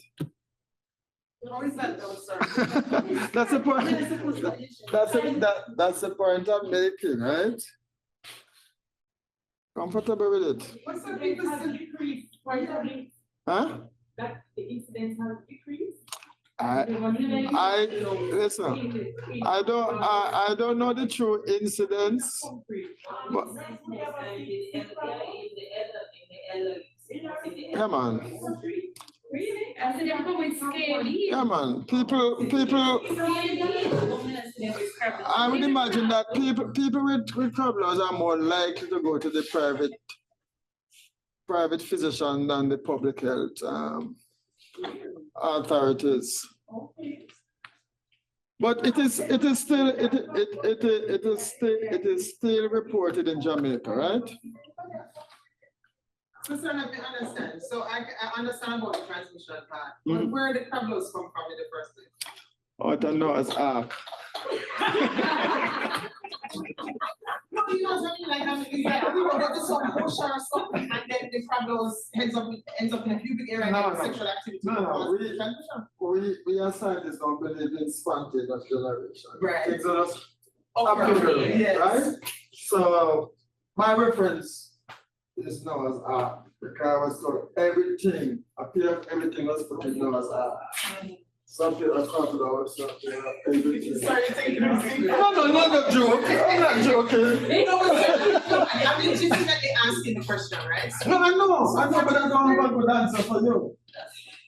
So where is their habitat beyond the pubic area is what I'm asking. The land was fixed. So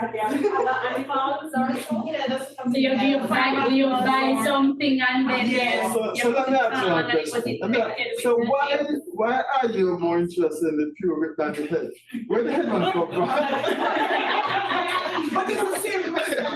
So I'm not understanding like how Where those come sustained, from? yeah, just how are they sustained by just one go to the next day. No, but they spread from, no, but listen, they spread from person to person. You know. So anybody you see really, they got to find somebody else. Exactly. You know? So I don't know. If I get a chance to interview, them, I'll ask them that question for you. Sir, them jump. Where did you come from? No, they don't jump, they crawl. They crawl. Right, they crawl. Okay. Right, so somebody come to your house, sits in your settee, sofa, and just crawl to the head. Somebody's gonna sit there and crawl in their head. So they don't jump.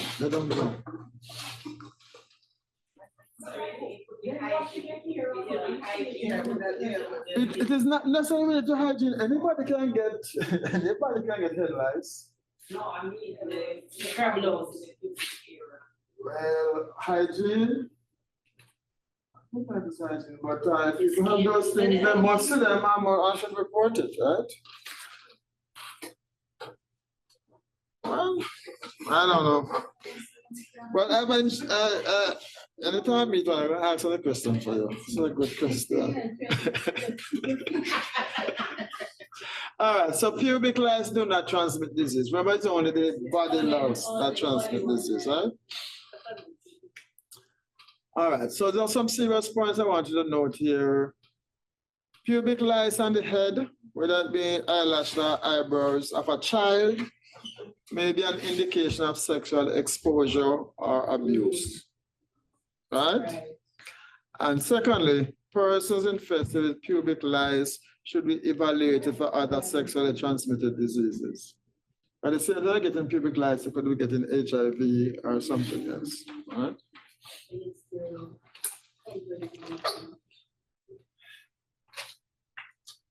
All right. So they do, you know, I mean, they just don't stay down there, they bite people, you know. Bite. All right, so there's some information on treatment. Prevention and control, of course, sanitation is crucial. Remember, if somebody in the family is, let us say they're infested with head lice, then everybody should be investigated for head lice. But only people who are infested should be treated. There's no prophylaxis for head lice. It doesn't make sense to treat somebody who don't have head lice with head lice. Right? So only those who are infested should be treated. All right, some more things on prevention. I know there are some combs, some special combs that the teeth are very near to each other. So it's good for combing out lice from the head or wherever. All right, prevention and control. There are a lot of over-the-counter and prescription items that can be used. You have medicated shampoos and lotions and gels. I know as a home treatment, people used to be told to use 50% coconut oil and 50% kerosene oil, and you mix it and you, Here, right? Listen, I am hesitant to make them kind of recommendation because a lot of us don't realize that some people don't understand what 50% mean. On a serious note, all right? And I know in all such cases, coconut oil is more precious than kerosene oil. So they are more likely to use less coconut oil and and more kerosene oil. And while it will kill the lice, it's going to damage the head, right? Any child being treated for head lice with any chemical, that child should be seated on a chair, preferably with the head tilted back, so that whatever is used on the head don't run into the eyes, right?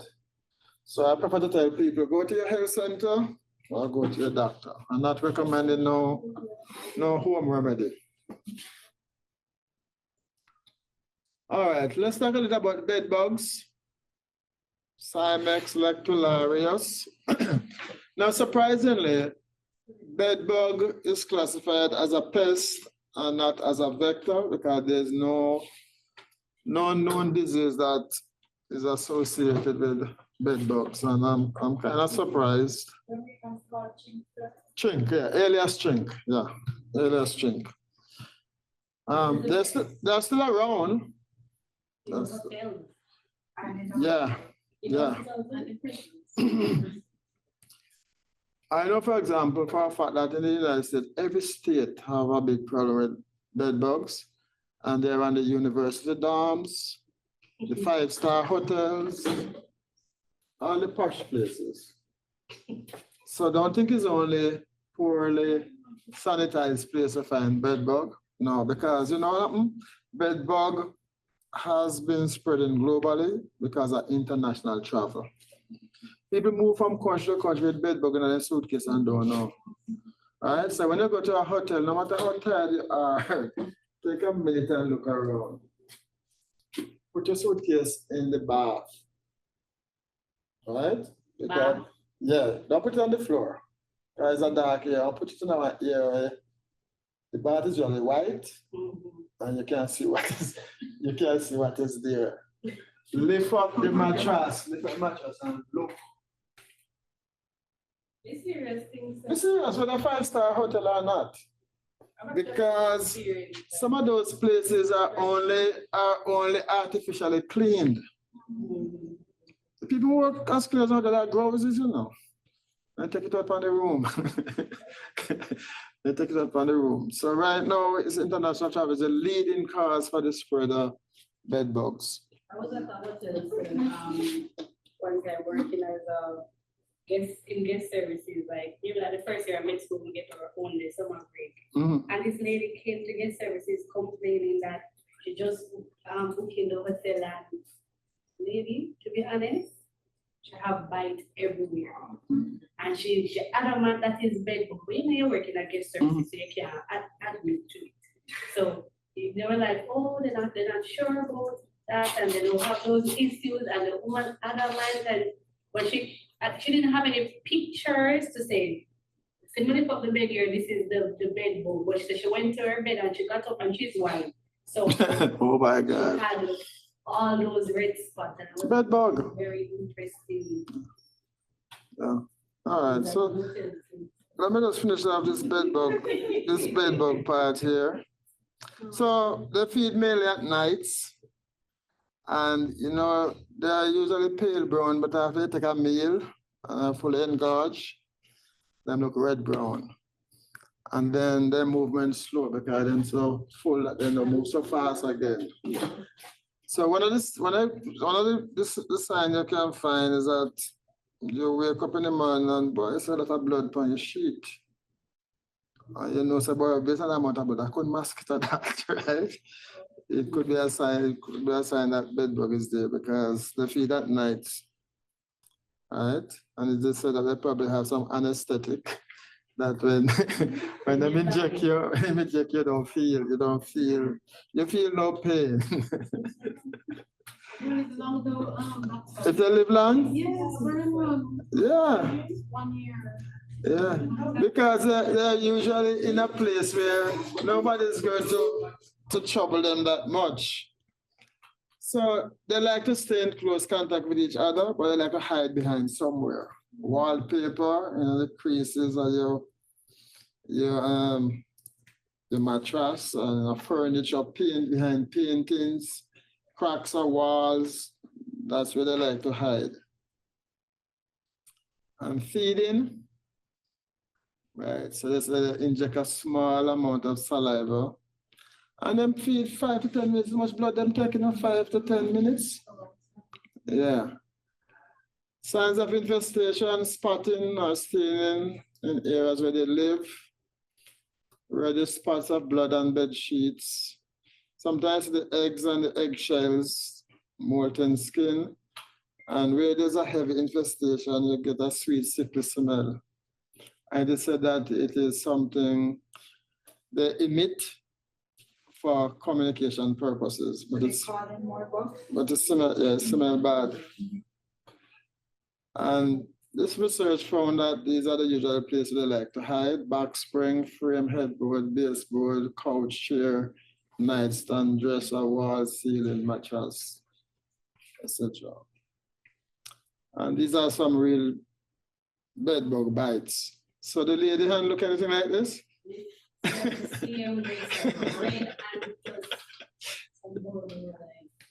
All right, see, some serious bedbug bites. All right. So it's a friend of mine.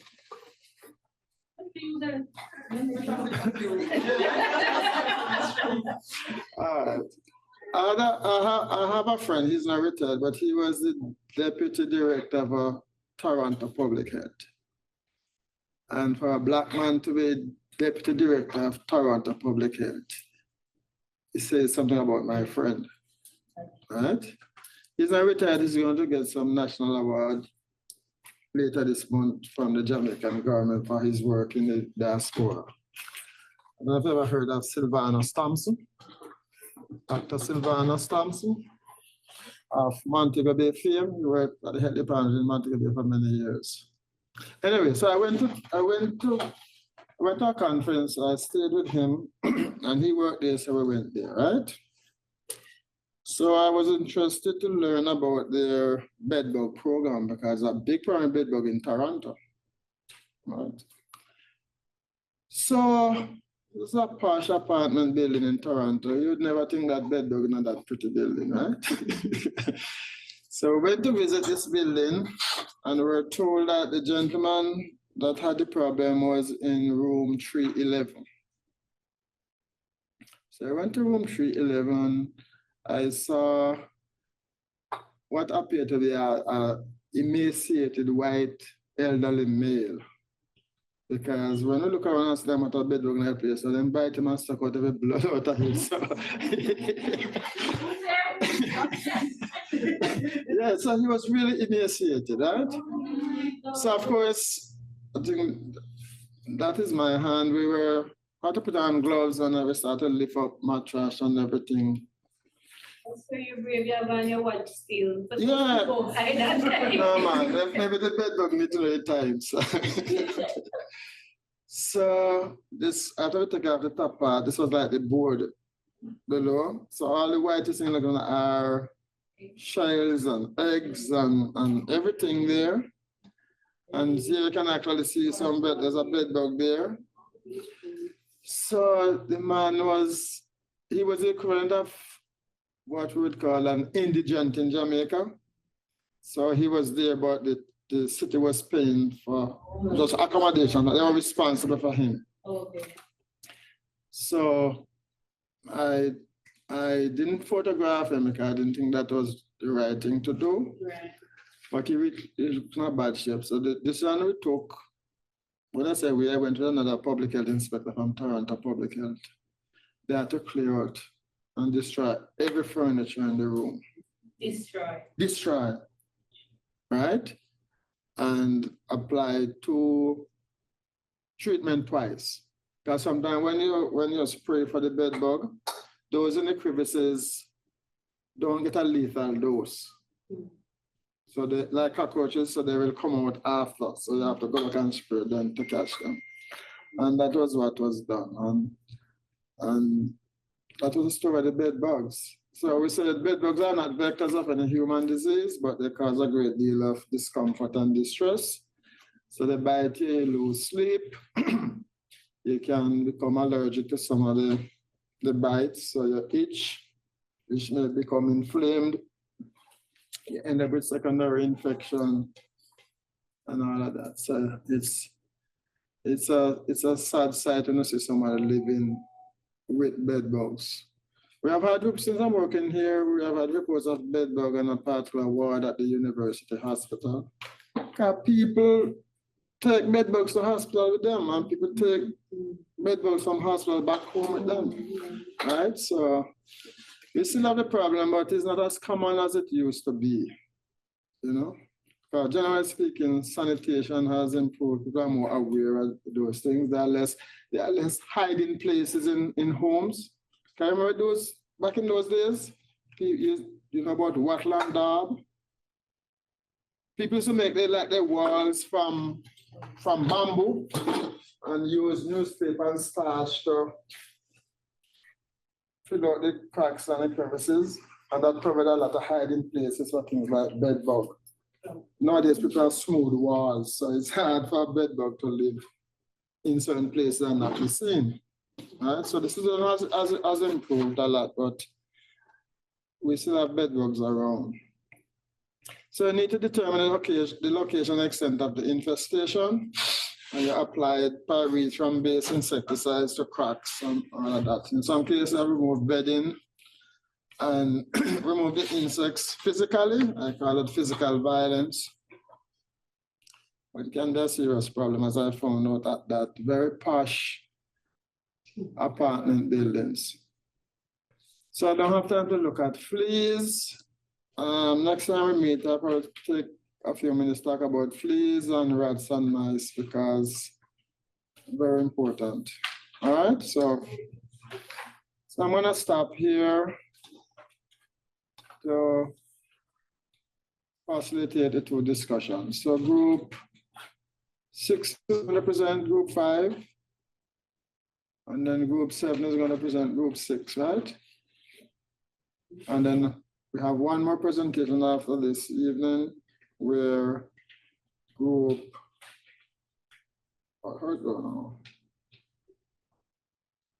someone's going to present, group 1 is going to present group 7.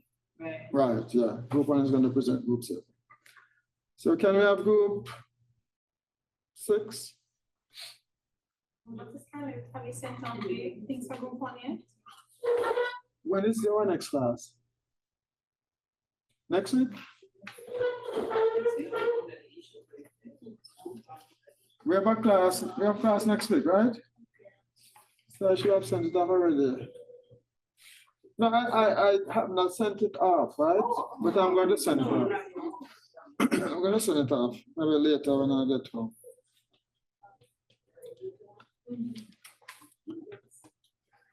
So,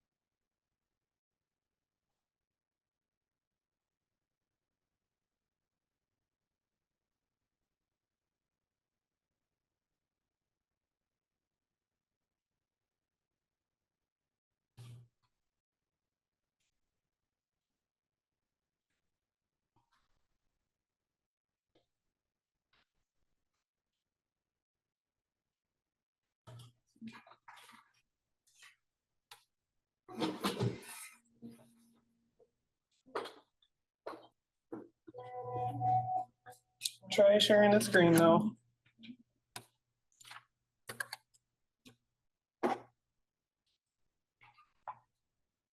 There we go. Okay, perfect.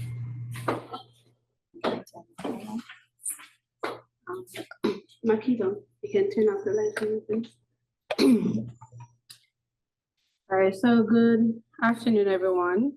This is Group 6, and we'll be presenting on climate change and its impact on public health in Jamaica by our very own climate change ambassador, Mrs. Petrie Williams-Reno. The group members are myself, Vanessa Green, Denise Wood, and Alia Ratri, who is online.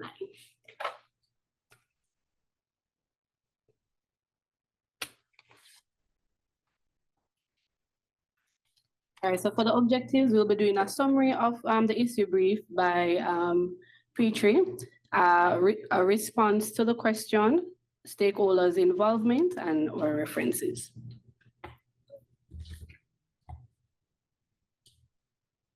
So climate change is a present danger to public health in Jamaica and is attributed directly or indirectly to human activity that alters the composition of the global atmosphere, and that is in addition to natural climate variability observed over comparable time periods. Climate change has been attributed to various factors of human activity, such as burning fossil fuel for coal, oil, and gas, greenhouse gas emission, deforestation, industrial and agricultural release of carbon dioxide. All these activities lead to trapping of gas into the atmosphere, resulting in the planet becoming warmer. The climate effects of climate change has caused rising global temperatures, extreme hurricanes and drought, rising sea levels, increased sea surface temperatures, coastal erosion, and damage to the ecosystem, which has further compromised freshwater and undermined public health. These effects have started to impact the health of people living in small island developing states. The health impact includes heat exposure, which has implications for long-term neurological or cardiovascular complications, the exacerbation of respiratory disease due to air quality challenges, acute kidney failure, adverse pregnancy outcomes, negative effect on mental health, and even death. There has also been health challenges related to food security, including implications for undernutrition, as well as the increased prevalence of infectious disease such as dengue and malaria. Okay, so the question, you heard me, right? Yes, Alia. Okay, good. So the question that we'll be answering today is question 2, which states, how should stakeholders be working together to address the climate change risk and threats to public health in Jamaica? Ooh, why is it not changing? Okay, so I know it was just previously mentioned, the risk and threats of climate change, but I'm just going to briefly provide an overview of few of these risks and threats. So as it relates to rising global temperatures, it is usually caused by our human activities, as previously mentioned, like burning fossil fuels, deforestation, and this just causes an increase in the release of greenhouse gases in the atmosphere. There has been extreme hurricane and drought events within the Caribbean. In most recent times, there has been an increase in the strength and intensities of hurricanes affecting the Caribbean. And we can take, for instance, Beryl, which occurred in last year. Research showed that prior to its arrival, there was ocean heat leading up to the hurricane, which caused its high rapid intensification from about 70 miles per hour to 130 miles per hour within 24 hours. As it relates to increased sea surface temperatures, this has led to the decline of the coral reef ecosystem, which, as we know, or if you're not aware, is a natural barrier during storm surges. It has also allowed for easier breeding grounds for pathogens to grow, resulting in the survival of vectors that spread disease. So these threats and risks result in varying impacts of climate change on public health. So we notice that there's an increase in heat-related illnesses, such as heat cramps, heat rash. There's an increase in poor air quality, increase in the spread of vector-borne and waterborne diseases such as dengue. There's malnutrition from food insecurity and also mental health issues. Because when we take, for instance, extreme hurricane or drought events where persons might be displaced, just the thought about not having anywhere to stay or how to fix or sort out what has happened to their house can lead to severe mental health issues. So this diagram just basically summarizes what I just stated. In the middle, you see where there's climate-related hazards, extreme weather events, heat, and it leads to these various health outcomes.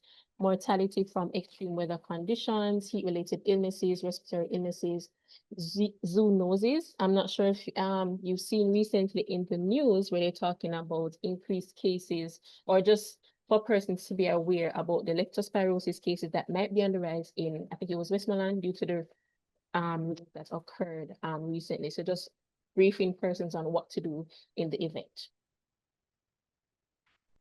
So now for stakeholder involvement, no answering to the question. So public health issues require collaborative efforts from all stakeholders. To mitigate the impact of climate change on public health, following stakeholders should be involved. So, we have government agencies like Ministry of Health and Wellness, Ministry of Finance and Public Service, ODPM, NEPA, Ministry of Economic Growth and Job Creation, which is where the climate change division falls under. You have we require international donors such as PAHO, WHO, the CARICOM, Green Climate Fund. We'd also require research institutions such as university public health researchers, which can focus on monitoring and evaluating surveillance of the disease outbreaks. We also require the private sector, NGOs, and also the local communities and those areas and those populations that are affected. All right, so just to speak briefly on the different stakeholders and their intersectoral collaboration, right? So back in 2004, Jamaica attended a Health National Adaptation Conference where the Ministry of Health and Ministry of Economic Growth and Job Creation, Jamaica was represented there, where they collaborated with PAHO, WHO, and they got co-funding from the European Union for this plan. Also, we were involved with the Green Climate Fund. We have this Caribbean Readiness Proposal, and basically what they do is offer guidance and funding in terms of strengthening health infrastructure, governance, planning and policies for a greener Jamaica. We also have stakeholders like the Jamaica Climate Change Youth Council, right? So this council is a subsidiary or a branch of the Climate Change Advisory Board, which really tries to push the youth or to engage the youth between 15 and 35 years to start thinking about global climate change and to actually make, steps in terms of sustainable development. In terms of the Paris Agreement in 2015, Jamaica has made commitments to have a low carbon economy by the mid-century by reducing or controlling the greenhouse gases emission by 2030. So they plan to reduce it by around 7.8% using renewable energy, solar systems, things like rainwater harvesting and other measures. You can move on, Alia. Also, another key stakeholder, Ministry of Health and Wellness, as Sarah had mentioned earlier, community engagement. We have to integrate with the community. So this is a picture showing persons in Hanover. Their chief public health inspector in Hanover said that, hey, we need to get the community involved in destroying mosquito breeding sites. So we see where the Ministry of Health and Wellness, specifically environmental health, and the community, they were going out marching to say that, hey, we need to find the mosquito breeding sites in our homes to get, community and community involvement to get them empowered. Because yes, we can have a lot of vector control workers, but if the homeowners themselves are not empowered to engage to look for these sites in their houses, we'll have a problem and we'll be fighting a losing battle. All right, so these are some other pictures how Ministry of Health is a stakeholder, sorry. So on the picture on the left here, so we know that after severe adverse effects like hurricanes, flooding, we have increases in vector control, vector-borne illnesses and diarrheal illnesses. So campaigns in schools and in communities as well, and in the workplace to remember to do basic sanitation, such as washing your hands, so we can engage a community like that. And with the fogging, even though, fogging is supposed to be on the other end of integrative vector control, but also to get the persons out there while they're looking and cleaning their yards for the breeding sites, we fog after a major hurricane, because we know that the cases of vector-borne diseases will go. All right, so the Ministry of Health and Wellness as well with mental health, because we know that after certain adverse natural disasters, persons may suffer from mental health illnesses, whether it's anxiety around the onset of a hurricane or flooding, depression and other mental health disorders after the hurricane would have passed due to loss of their property or damage to their property. So, the Ministry of Health and Wellness has a hotline that persons can call for free, 888 New Life. They have put this out last year after burial. So it basically for persons who would have suffered any losses and have challenges with their mental health, they can call into this hotline and speak to psychiatrists, psychologists about how they're feeling. All right, so with other agencies like the Jamaica Environmental Trust, JET, they have the No Dirty Up Jamaica campaign. So basically going out on the beaches for coastal cleanup initiatives to tackle the effect of climate change on the environment, to get other stakeholders involved, to clean up the beaches and to get persons aware of recycling and reducing waste that can damage the environment eventually. All right, so this is just a summary slide, basically telling us that we're all involved. So to have this big public education campaign to get everyone involved. So regardless of where you live, whether in the rural village, whether in the small island or coastal town or the big cities, climate change is a threat to all of us, because we all will suffer from drought, floods, heat waves, vector-borne diseases, dengue, malaria, and the groups that are severely affected, the young children, pregnant women, women who are exposed to certain air quality as well. So to get everyone involved, so it's a collaborative effort from even in the schools, right? So even the Jamaica Climate Change youth group, they could go in the schools on career days to start recruiting young persons to become more, climate change aware, so that from that age, from high schools, from primary schools, they can be engaged in terms of deforestation, the key clubs, the 4-H clubs to plant trees to help with the deforestation.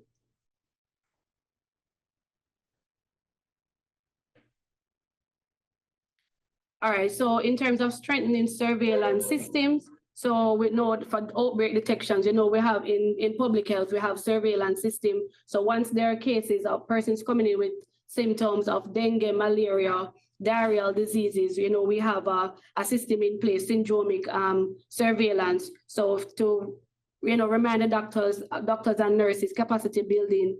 So to flag these things, to have an eye out when this is happening, so that they can report, so that they can feed back to the Ministry of Health and Wellness, so that they can know that these things are happening for cue for action.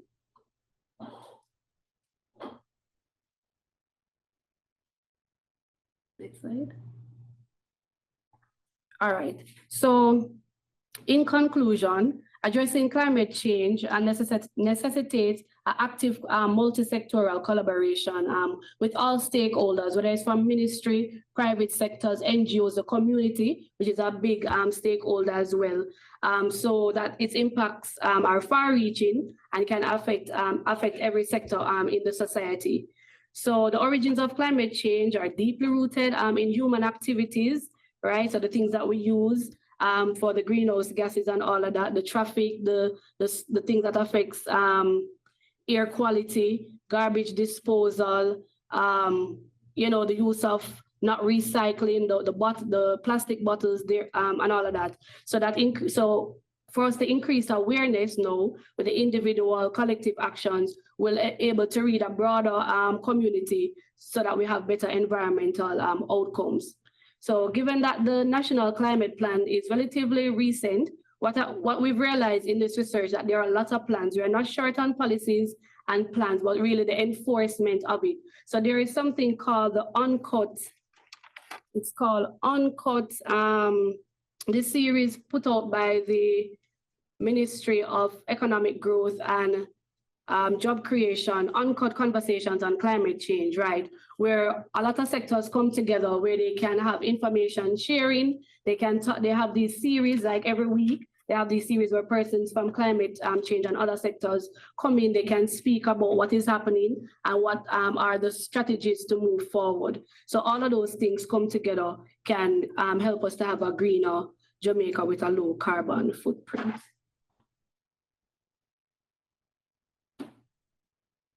All right, and these are our references, and we're willing to take any questions that you have. Thank you. Okay, thank you, group 5? 6.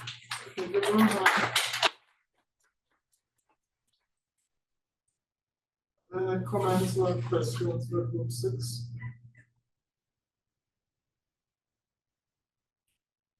Just a small question regarding, I get that basically it's kind of focused on I guess what can Jamaica do for its own benefit regarding climate change and whatnot, but I'm not sure if it was like referenced just how small our impact is in terms of the overall effects of climate change relative to, say, countries in the global north. So as much as it is that we're looking intersectorally with a public private sector or whatnot, if it is that there'd be consideration towards more so development of if there are any like regional policies to kind of make us argue as like a regional block, because that might be more, I want to say, like efficacious, maybe more worthwhile, as opposed to just trying to look out for yourself as an island.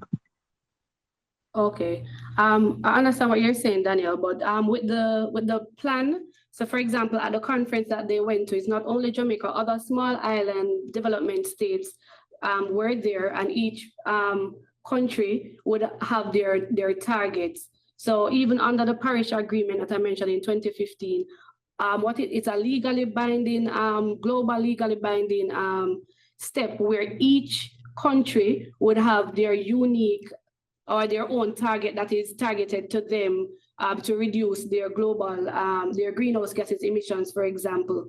So I'm not sure, but CARICOM we're a part of CARICOM, and CARICOM is one of the stakeholders here as well. So yes, Jamaica has to work on different policies and have different targets to reach by 2030 and by 2050 as well.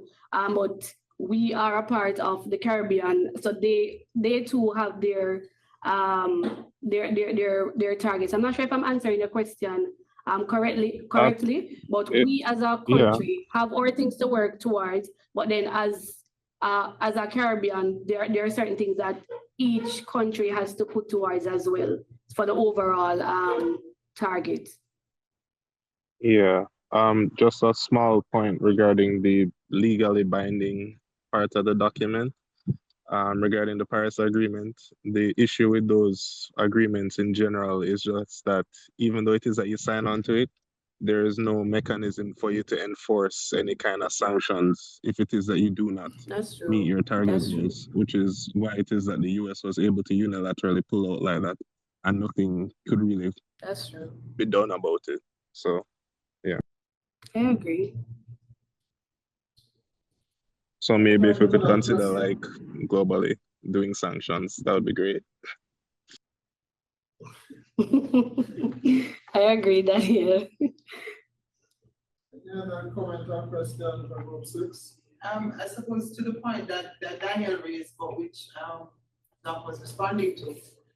When it comes to climate change, yes, that cross-country collaboration is important. Like when we go to international climate talks, CARICOM, we negotiate as part of the Alliance of Small Island States and so on, because there is power in numbers.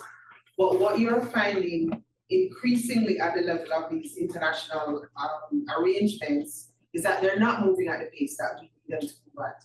And so increasingly we're having to sort of look back inward to see what we can do as a starting point to get us moving in the direction that we do. Because these guys, like you said, US just wake up one day and say, okay, we change our president and we no longer back to the Paris Agreement.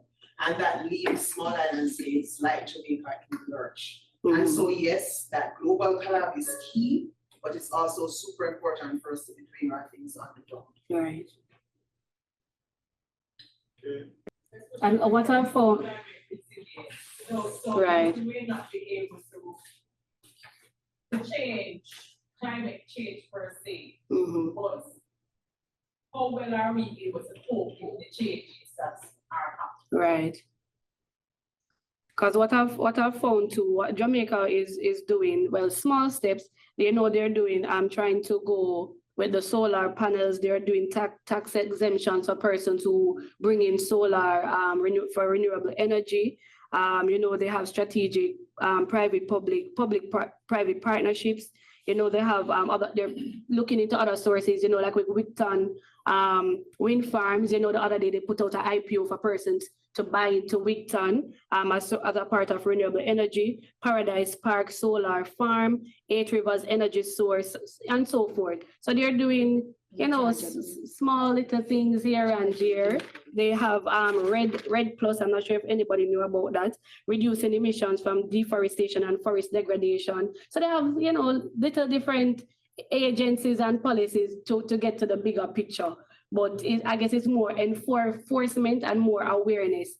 Because before looking into this topic, I didn't even know about the youth group that's there recruiting 15 to 35-year-old persons to be more advocates for climate change. So they need to have a more, you know, targeted approach to go out on career days, stuff like that, to get young people more climate change friendly. Charging stations, right? So electric vehicles, right? So, and the charging stations for the electric vehicles are coming in, so things like that. Smart. All right. Few comments to make. Yes, sir. I'm pleased to learn that the Ministry of Health had published this number of queries that we could call and discuss issues relating to psychological effects and stuff and all of that. If I could just part of those, that line has been in existence. A long time, yeah. Prior to COVID. Right, it's been there a good while, but it's not really, right, Okay. yes. So, yeah, so the point I want to make is that we have been impacted by quite a few natural disasters, mainly hurricanes. And the response and recovery situation has enabled people to, you know, have their house repaired or rebuilt, some get a new home, to get donations of food and clothing and water. So generally speaking, the physical needs have been better partially met. One of the biggest effects and probably the most long-lasting effects of hurricanes and disasters is the psychological effect. Right. And to a large extent, that has not been addressed adequately. That is true. Okay, it's easy for you to say, okay, horse is blown down, the man needs some living material. But it's hard to look at somebody and tell you what is going through their mind. Mhm. So I'm happy that the psychological effects need to be addressed more and in a very long-term way. I'm speaking for myself. Anytime I hear about a hurricane, no, it takes me back to Gilbert. That was my first experience. Understand me? Yeah. So it's good that we can deal with this. Because just living the water and the food and the food and they address Short term. part and the psychological The psych- effects, right. long lasting. Okay. The second thing, you identified a number of key stakeholders. You can comment on how could you get the stakeholders together and to start working in a serious way? What needs to be done? Well, they do have meetings, like I was mentioning, the Uncut Climate Change Conference that they meet on a regular basis. Is there any forum where all the stakeholders you mentioned have met or are meeting? In one room. Well, it's most of the ministries and the overseas agencies like PAHO, EU, Ministry of Economic Growth, MOE, Ministry of Health and Wellness. And I haven't really seen much where the community members are invited and other members, but the bigger ministries, they are all a part of this conference that was held last year. So one of the things is, and perhaps it hasn't given adequate visibility, but certainly a few years ago, they had identified focal points for climate change inside the different ministries, departments, and agencies of government.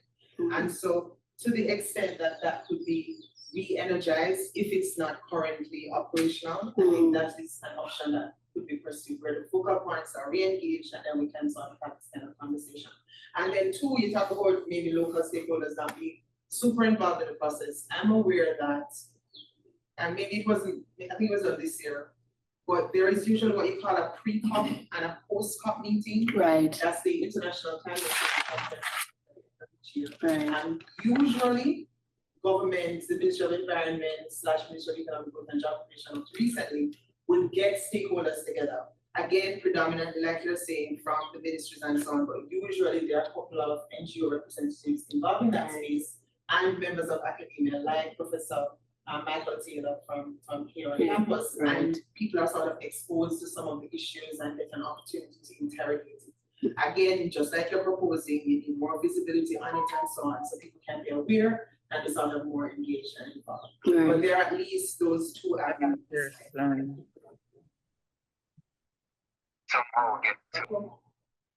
Comment or question? No, I think our mic was open. And just one other thing. There have been meetings and discussion. A lot.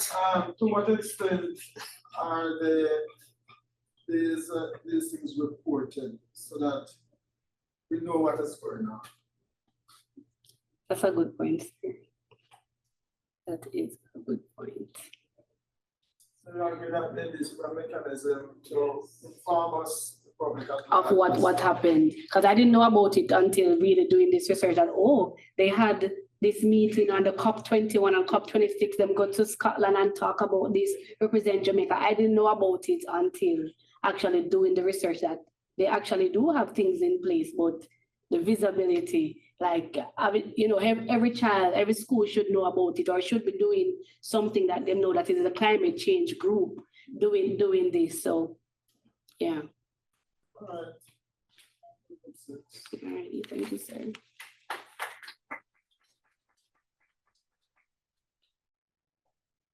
We're running out of time. 6 o'clock. So we have the final presentation time. So.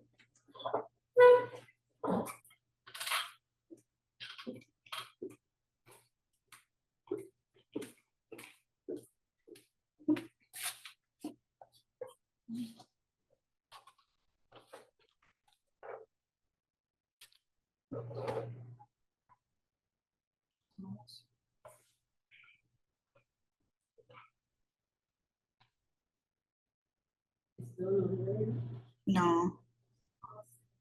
You sent it to his email? Yeah. Yeah.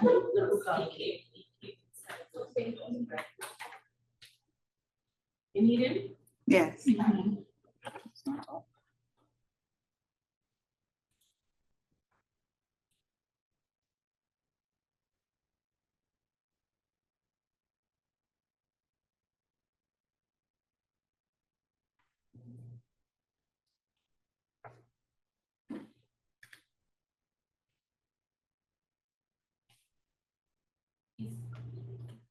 Thanks.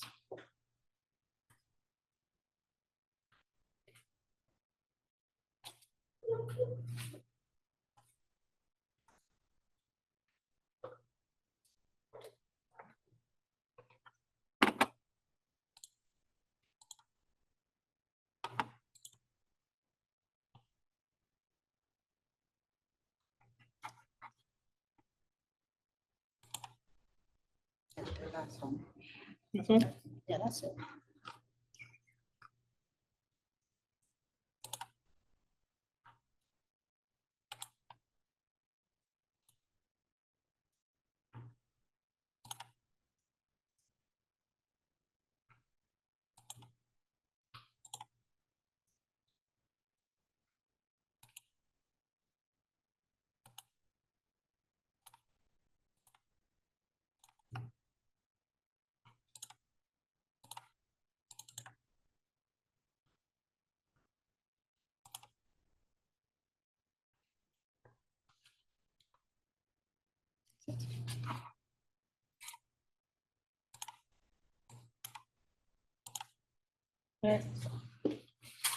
Good afternoon, everybody. So we are group 7. I am Kay Palmer Cole. This is Makisha Archer. And online we have Alisa Hamilton and Cindy Perry Charles. Okay, so our topic for today is Jamaica still can't cross it. Flooding in Jamaica, in Kingston, Jamaica, environmental and public health implications. And this was written by Vanessa Green. So this issue brief discusses flooding as a significant natural disaster in Jamaica, exacerbated by global climate change, rising sea levels, and Jamaica's tropical location. It was suggested that Jamaica needs to align its policies with the World Health Organization's Sustainable Developmental Goals, particularly those targeting environmental health and emergency preparedness. The hurricane season from June to November often results in severe weather, as seen on September 19, 2025, when torrential rain caused major flooding in Kingston. And this event led to gridlocked roads, stranded people, and damage to properties and infrastructure, exposing weaknesses in the drainage system. Officials like the Mayor of Kingston emphasized the importance of enforcing building codes and addressing illegal construction along waterways. And the municipal corporation promised damage assessments and cooperation with agencies for repair. Flooding has profound environmental and economical impacts, including soil erosion, water pollution, infrastructure damage, and economic setbacks due to repair costs and disrupted livelihoods. A 2017 economic report cited 6 storms between 2002 and 2007, causing 60 deaths and over $1 billion in damage in Jamaica, reflecting the rising risk and cost of flooding events. Public health risk from flooding includes potential for infectious diseases such as diarrhea, leptospirosis, and dengue fever, skin infections, as well as long-term mental health effects. A global review noted mental health problems as the largest long-term health impact from floods.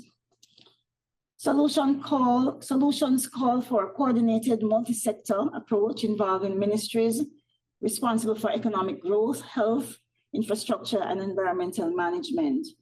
The creation of a dedicated Ministry of Water, Environment, and Climate Change is seen as a positive step. The Office of Disaster Preparedness and Emergency Management recommends zoning, flood mapping, upgrading drainage systems, and early warning systems. So in conclusion, flooding in Jamaica is a growing disaster influenced by climate change and poor urban planning, requiring collaborative efforts across government and society to mitigate its environmental, economic, and public health impacts for sustainable development. Potential next steps: enforce waste management in SWMA schedule, public education on waste disposal, mass cleanup of drains in community engagement, enforce building codes legislation and penalties for illegal construction on watersheds, gullies, squatter settlements in flood-prone areas, strengthen intersectoral collaboration with ministries, private sector, and NGOs, and expand or implement green infrastructure, for example, rain gardens, rainwater harvesting, and so on. And so our question for discussion this afternoon, is what are the immediate actions to be taken by key stakeholders to address flooding in Kingston? All right. So firstly, we need to identify the key stakeholders. Some of them were already identified in the summary. So we need local government authorities like the Kingston St. Andrew Municipal Corporation, the Ministry of Local Government, all our community leaders. They will all play a critical role. We could include Jamaica Red Cross and other private sector that would be willing to assist, the National Works Agency, as we know they're responsible for crucial infrastructure such as drainage system maintenance. The Ministry of Health and Wellness, because we did say this is a public health emergency, the Caribbean Disaster Emergency Management Agencies, and ODPEM. So first we need to start with education awareness of flooding and its causes, as well as accountability. This is the most important part, accountability of the local government. So community-based education and awareness initiatives should be implemented. We should have town hall meetings. We need to really educate our people. We keep having our slogan saying not dirty up Jamaica, but people keep dumping into the gullies, and it's a really serious problem that is causing severe drainage issues. We need to apply stricter fines and enforce anti-flood measures on corporate entities and housing complexes found to be in breach of policies and regulations, such as the building regulations. And we all remember this when there was flooding to the newly built NHT Ruthven Towers. That was a very big news article. And they had all the sandbags along the road. So they just built that housing, persons had to pay 34 million up, and all of their cars were flooded out. So we have to mandate multi-sectoral engagement, including media and private sector, to encourage accountability and action in flood prevention and safety strategies. Following the severe rains, as we can remember, on September 19th, the key government stakeholders have initiated the following immediate steps. So they have quick meetings whenever we have severe floods. And then when we did this research, we realized that they've been having all these meetings and they had an action plan from a long time that's just not being implemented. So one of the key areas was damage assessment and evaluation. So this exercise is crucial to determine the necessary response and recovery actions, ramping up the drain cleaning. Now look at that gully. It is awful. So they really need to work on maintaining the cleanliness of the drains and gullies in a more timely manner to mitigate the flooding. And we need on-the-ground inspection. A team, including counselors, city engineer, disaster coordinator, they need to visit some of these hardest hit areas, these areas that are repeat areas that have severe flooding, and they need to have something set in those areas, proper education of the person, proper spot checks of the gully to see how the garbage has built up, somebody passing by and seeing if anyone throwing anything in to find them, and so on. So we need urgent, long-term, comprehensive strategies to help with the cleaning. And then, as we know, as we said from that picture, we have the chronic drainage neglect. So the flooding keeps exposing this chronic absence and neglect of the drainage infrastructure, especially around places like Marcus Garvey, Barbican Road, these known flood areas. And this is the point that was amazing when we did this research. A comprehensive drainage and flood control master plan was created from 2011, and only 2 out of the 44 planned projects have been completed up to date.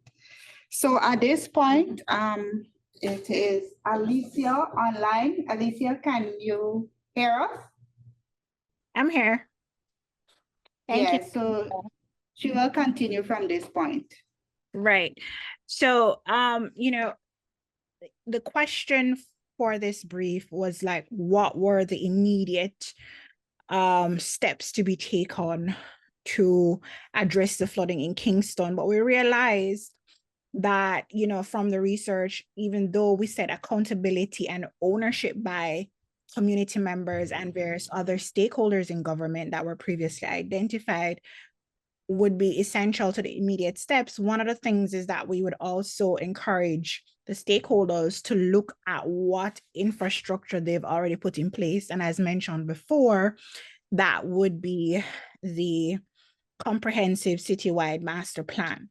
Now, what we found was that the building boom in Kingston had increased the urban density without the necessary supportive drainage infrastructure being installed. And this is something that the authorities are aware of, and something that was also highlighted by the comprehensive citywide master plan.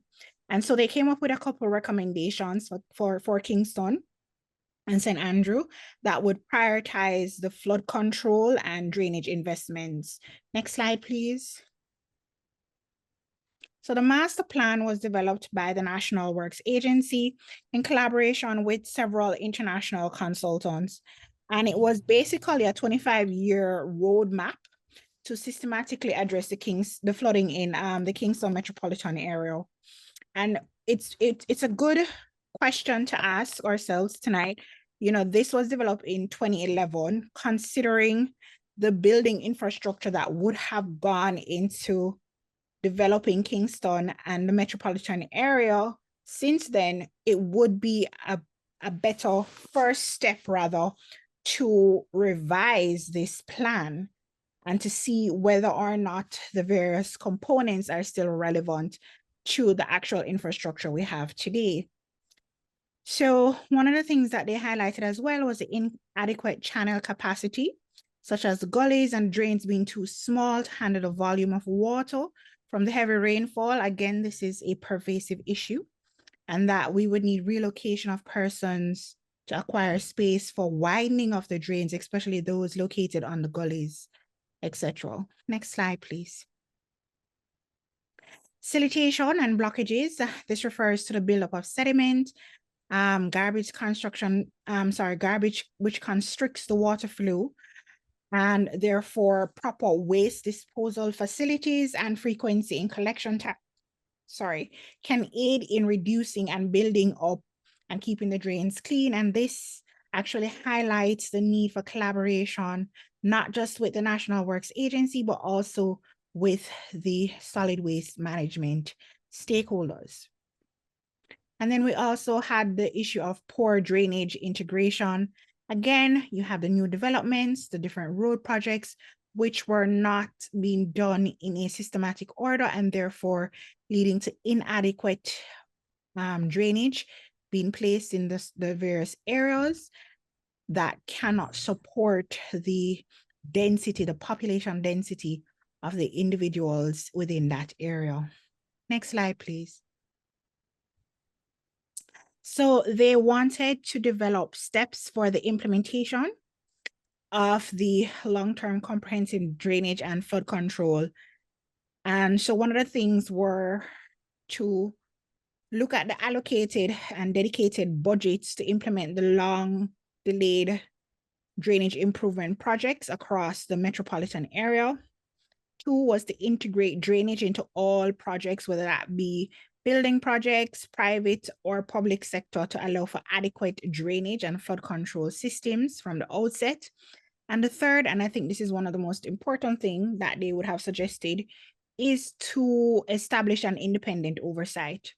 As you well know, various stakeholders in ministry can be overwhelmed in terms of not having enough resources, whether human resources and otherwise, to provide oversight to certain things. And so having an independent oversight body can help to remove some of those challenges and to stress on the accountability and ownership aspects of the successes of the project.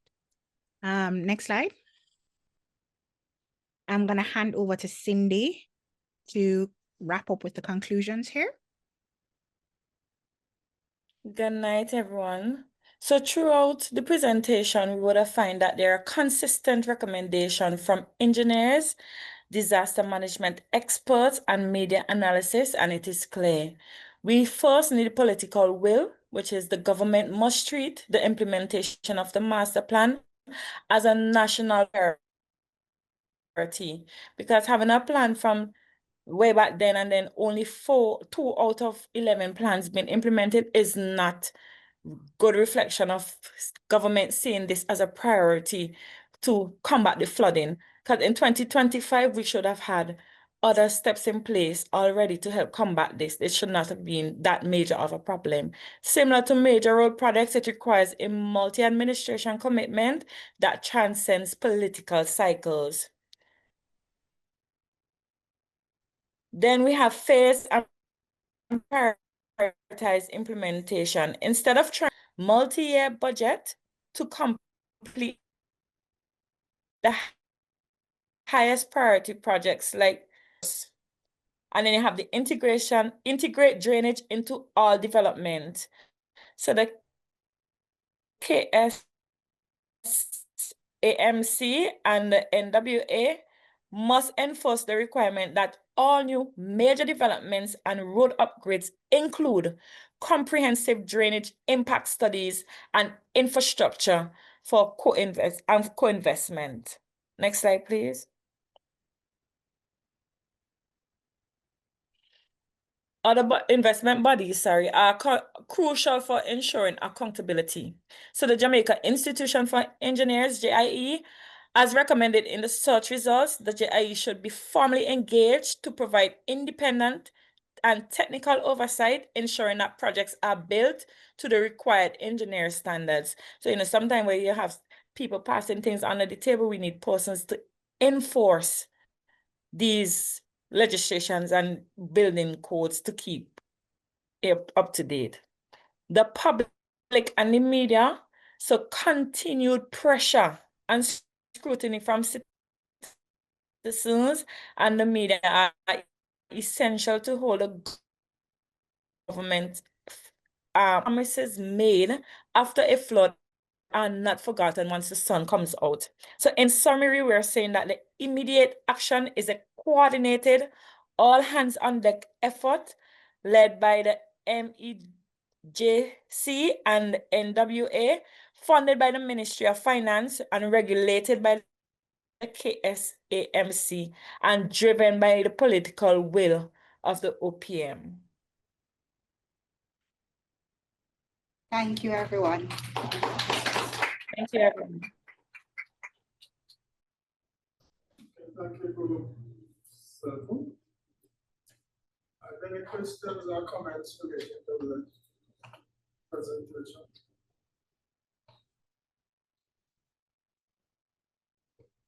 Just that flooding is a real problem.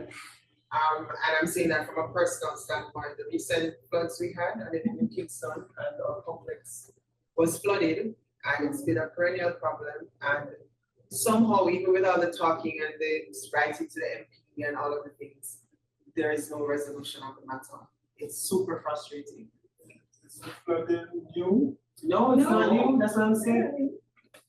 We were advised that apparently when Obama came in 2015, that they have lifted the Oxford Road I mean, I don't know. Oh. I'm so over it, but then you see the little road and then all that water comes out of the house. It's just, it's a nice. Again, drainage. No plans to deal with that runoff or whatever. Yeah. If So, it's there's so we're gonna discuss that later session. The whole question of environmental impact assessment of major developmental works. Alright? I think, well, these impact assessments should be done. I don't think they have been done. They're not. Or if they have been done, the findings are disregarded. Right. Sometimes. Clearly, you cannot do major development works without it seriously affect The environment, correct. So we surface Marcus Garvey Drive, highway and a dry day. But since the road was done, the flooding has intensified. The flooding is worse than Marcus Garvey. It is. Right? So, What's happening with the some drainage? people are sleeping, or what? Right? They fixed the Mandela Highway, and that's the water now accumulating on the Mandela Highway. So there's a problem. Right, excellent presentation. Yeah. It's very relevant. My thing when doing this too, sir, is that what's in the literature says that if you're going to have a major development, I don't know if it's on paper, theoretically you should show the plan of how you plan to upgrade and expand the drainage system to know incorporate your building or your development. But I'm not sure who gets it, if it's supposed to be submitted to the parish council, or, to say, okay, all right, you're gonna build up this new high-rise building, and this is how you extend it, because since 2011, they have this master plan, and a lot of housing developments. Wellington. Right? And I don't know if if it's only 2 out of 44, it's more than 2 things gone up since 2011. So I'm just Yeah. and more going on. Which is really ridiculous. You need to be aware of something else, right? In terms of putting in new developments, NEPA has a key role to play in the approval process. For small developments, it may be a concern of just the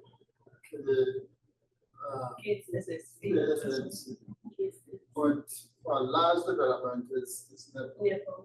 Now, NEPA has the expertise to do the various assessment, and if they don't have it, they can, define. But one thing you need to be aware is that NEPA as an agency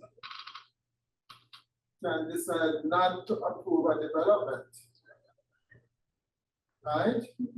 But the minister can overrule NEPA. That explains a lot. You get the point? Yes. So that lays a basis for proposal or development is not approved by NEPA to still go ahead. And I can understand why they have this thing. If NEPA has the expertise to decide what must be done, what expertise does the minister have over it? Right. So should the NEPA be advising the Ministry of I want you to something. There's a time when NEPA operated more independently because now the office of the Prime Minister. So you have to understand that the Prime Minister have more control over NEPA than before. Right? But as I said, our failure is not to have the regulations and blah blah blah. It's to enforce them, and sometimes we should be better than don't enforce them. Because the kind of flooding that's happening in Kingston now should never be happening. Yeah. Right?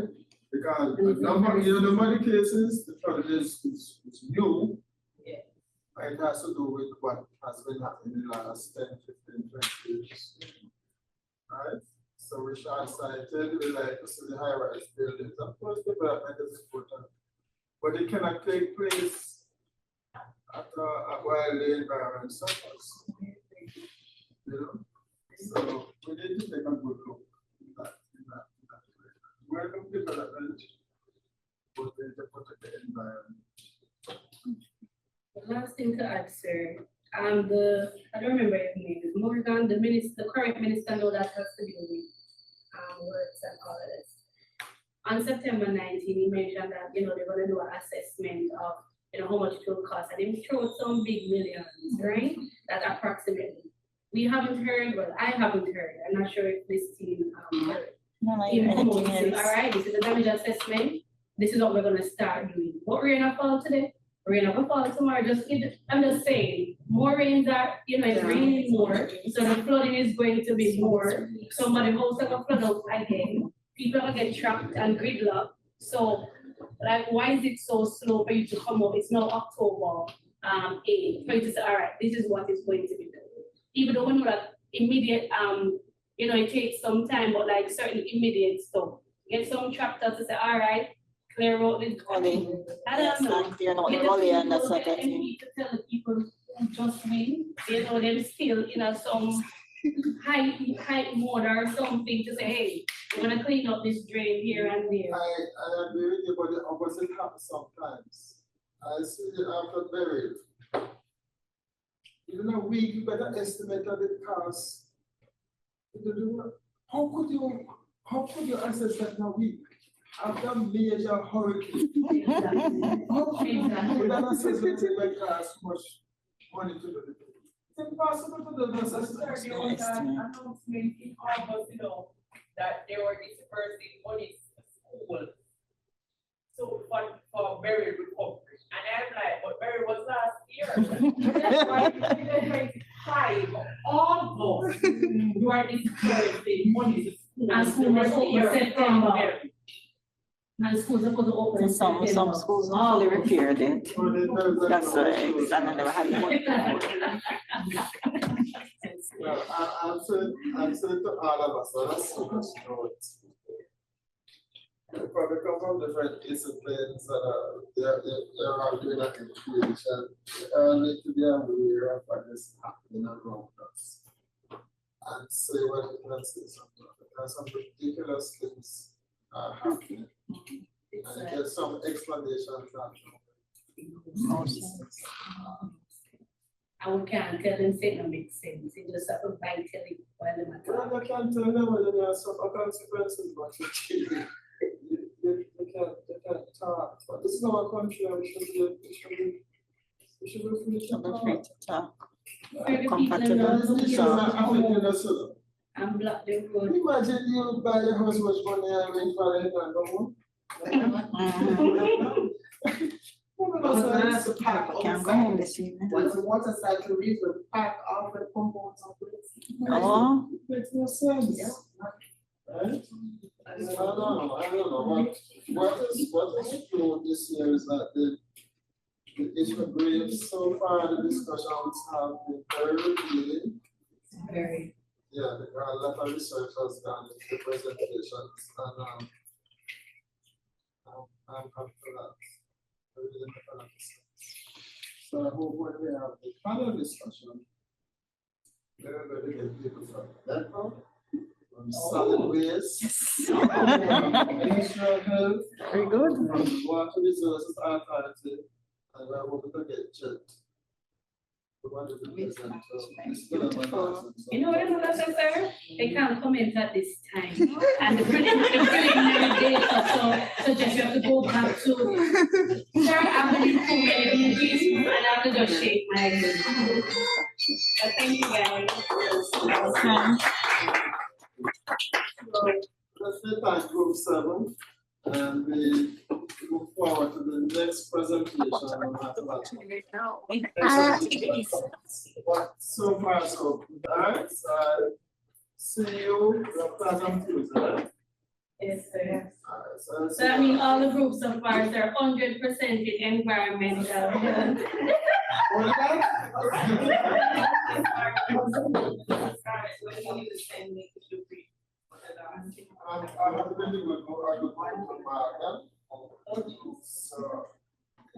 Just like some white, sir. What is women drink? So maybe it's something so that we can get white people here. You don't drink white?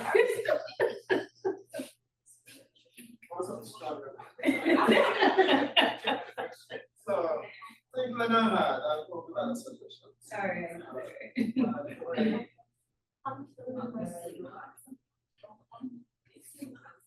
Oh, when you were sending to the he was saying this, you know.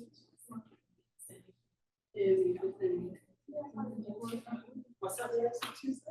There's two groups of projects that are opening tomorrow, so.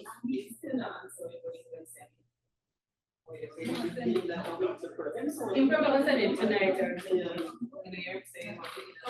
No, tomorrow, the game is tomorrow. Yeah, that's true. But, compared to how Cameron, you have a thing or something?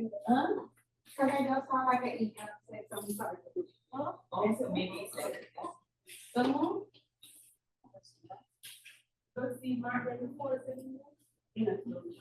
For this.